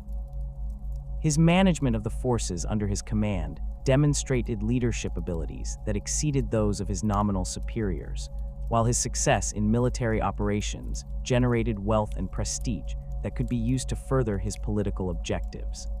The combination of military competence and political cunning made him a valuable asset to the Cabal's leadership, while positioning him as a potential successor to those who currently held power. The elimination of Vect's rivals within the Cabal hierarchy occurred through a series of carefully orchestrated events that appeared to be the result of natural political evolution rather than deliberate manipulation. His targets found themselves isolated from their traditional allies and exposed to enemies who had previously been held in check by the balance of power that Vect had systematically undermined. The apparent coincidences that led to their downfall were actually the result of decades of preparation and positioning that ensured each elimination would appear to be the inevitable consequence of their own mistakes and weaknesses. The final phase of Vect's rise to supreme power within the Cabal of the Black Heart involved the orchestration of events that would eliminate the last obstacles to his ascension, while demonstrating his worthiness to rule through achievements that could not be attributed to luck or circumstance. His successful navigation of a major crisis that threatened the Cabal's existence provided the opportunity to showcase leadership abilities that convinced even his most skeptical subordinates of his superiority to the previous leadership. The transition of power was accomplished with such skill that it appeared to be a natural evolution rather than the culmination of a millennia-long conspiracy. Vex's reign as supreme overlord has been characterized by an expansion of Drukhari power and influence that has made Commorragh the dominant force within the webway, while establishing new standards for the systematic exploitation of real space civilizations. His strategic vision encompasses not merely the immediate needs of his own organization, but the long-term development of Drukhari society as a whole, creating policies and initiatives that strengthen their civilization while maintaining the competitive dynamics that drive innovation and excellence. The balance between cooperation and competition that characterizes his rule reflects an understanding of Drukhari psychology that allows him to channel their natural tendencies toward constructive purposes. The military campaigns conducted under Vex's leadership have achieved successes that exceed even the impressive standards established by previous generations of Drukhari raiders, incorporating innovations in tactics, technology, and strategic planning that have revolutionized their approach to warfare. His personal involvement in major operations demonstrates combat skills that rival those of the greatest warriors in Drukhari history, while his strategic planning abilities have enabled the coordination of multi-faction operations on scales that were previously impossible to achieve. The combination of personal prowess and organizational genius has made him a figure of legend whose reputation extends far beyond the boundaries of Commorragh. Lady Molly's of the Cabal of the Poisoned Tongue represents a different but equally formidable approach to achieving power within Drukhari society, having built her influence through mastery of prophecy and divination that allows her to anticipate and shape future events with uncanny accuracy. Her rise to prominence began with the demonstration of psychic abilities that exceeded the normal capabilities of her species, talents that she enhanced through dark pacts and forbidden rituals that granted her access to knowledge that spans past, present, and future. The price paid for these abilities remains a closely guarded secret, though the physical and spiritual modifications that accompany her powers suggest sacrifices that would horrify even other Drukhari. The prophetic visions that guide Lady Molly's provide her with advantages that transcend normal strategic planning, allowing her to position her forces and resources in ways that anticipate enemy actions, while avoiding threats that would destroy less prescient leaders. Her predictions have achieved such remarkable accuracy that other archons seek her counsel, despite the risks involved in revealing their plans to a potential rival. The information she provides is always valuable, but never complete, requiring those who seek her guidance to make their own interpretations, while remaining dependent on her continued cooperation for future insights. The Cabal of the Poisoned Tongue has developed under Lady Molly's leadership into an organization that specializes in the subtle arts of assassination and psychological warfare, employing techniques that reflect their leader's preference for achieving objectives through precision and timing rather than brute force. The warriors of her Cabal are trained in methods that emphasize stealth and the use of exotic toxins that can eliminate targets without leaving evidence of their involvement.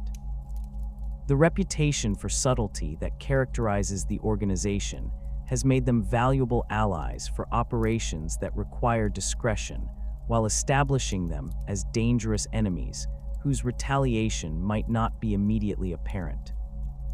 The exotic toxins developed by the Poisoned Tongue's alchemists represent some of the most sophisticated biochemical weapons in existence, incorporating compounds that can target specific genetic markers while producing effects that range from immediate death to prolonged suffering that can last for years.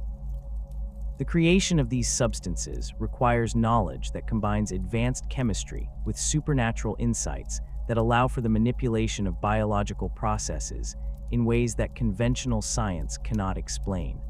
The most potent toxins are said to affect not only the physical body, but also the victim's soul, creating wounds that persist beyond death and can influence the fate of the spirit in the afterlife.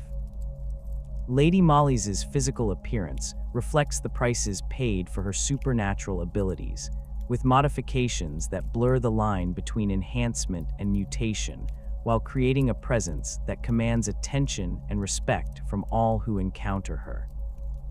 Her eyes have been replaced with crystalline orbs that can perceive events across vast distances of space and time, while her hands have been modified to incorporate neural interfaces that allow direct connection to the prophetic matrices that channel her visions. The combination of technological augmentation and supernatural transformation has created an individual whose very presence seems to distort reality around her. The court that surrounds Lady Molly's consists of individuals who have been selected for their complementary abilities and their loyalty to her vision of Drukhari supremacy, creating an organization that functions with precision and coordination that rivals the most disciplined military units. The members of her inner circle have undergone their own modifications and enhancements that allow them to serve specific functions within her schemes, while maintaining the independence necessary for creative thinking and adaptation to changing circumstances. The loyalty that binds these individuals to their leader goes beyond simple fear or ambition to encompass genuine respect for her abilities and dedication to the goals they share. Lelith Hesperax stands as the greatest of all succubi and the undefeated champion of the witch cults, a warrior whose combat abilities have achieved legendary status even among a species renowned for their martial prowess. Her mastery of close combat techniques exceeds that of any other individual in Commorragh's history, combining natural talent with millennia of training and experience that have refined her skills to levels that approach supernatural perfection. The grace and precision that characterize her fighting style have elevated combat to an art form that inspires devotion among spectators while striking terror into the hearts of potential opponents. Hesperax's rise to prominence began in the arena combats that serve as both entertainment and religious expression within witch cult society, where her natural abilities quickly distinguished her from other gladiators who possessed similar training and equipment. Her early victories were achieved through a combination of speed and technique that allowed her to defeat opponents without sustaining significant injuries, a pattern that continued throughout her career and contributed to her reputation for invincibility. The psychological impact of facing an opponent who had never been defeated created additional advantages that she exploited with the same precision that characterized her physical techniques. The weapons favored by Lelith Hesperax reflect her philosophy of combat as artistic expression, emphasizing elegance and precision over raw destructive power while maintaining the lethality necessary for survival in the brutal environment of the arenas. Her signature impaler and shardnet combination allows for a fighting style that emphasizes control and manipulation of the combat environment, creating opportunities to demonstrate superior technique while prolonging encounters to maximize their entertainment value. The modifications made to her equipment reflect personal preferences developed through centuries of experience, creating weapons that respond to her intentions with perfect precision.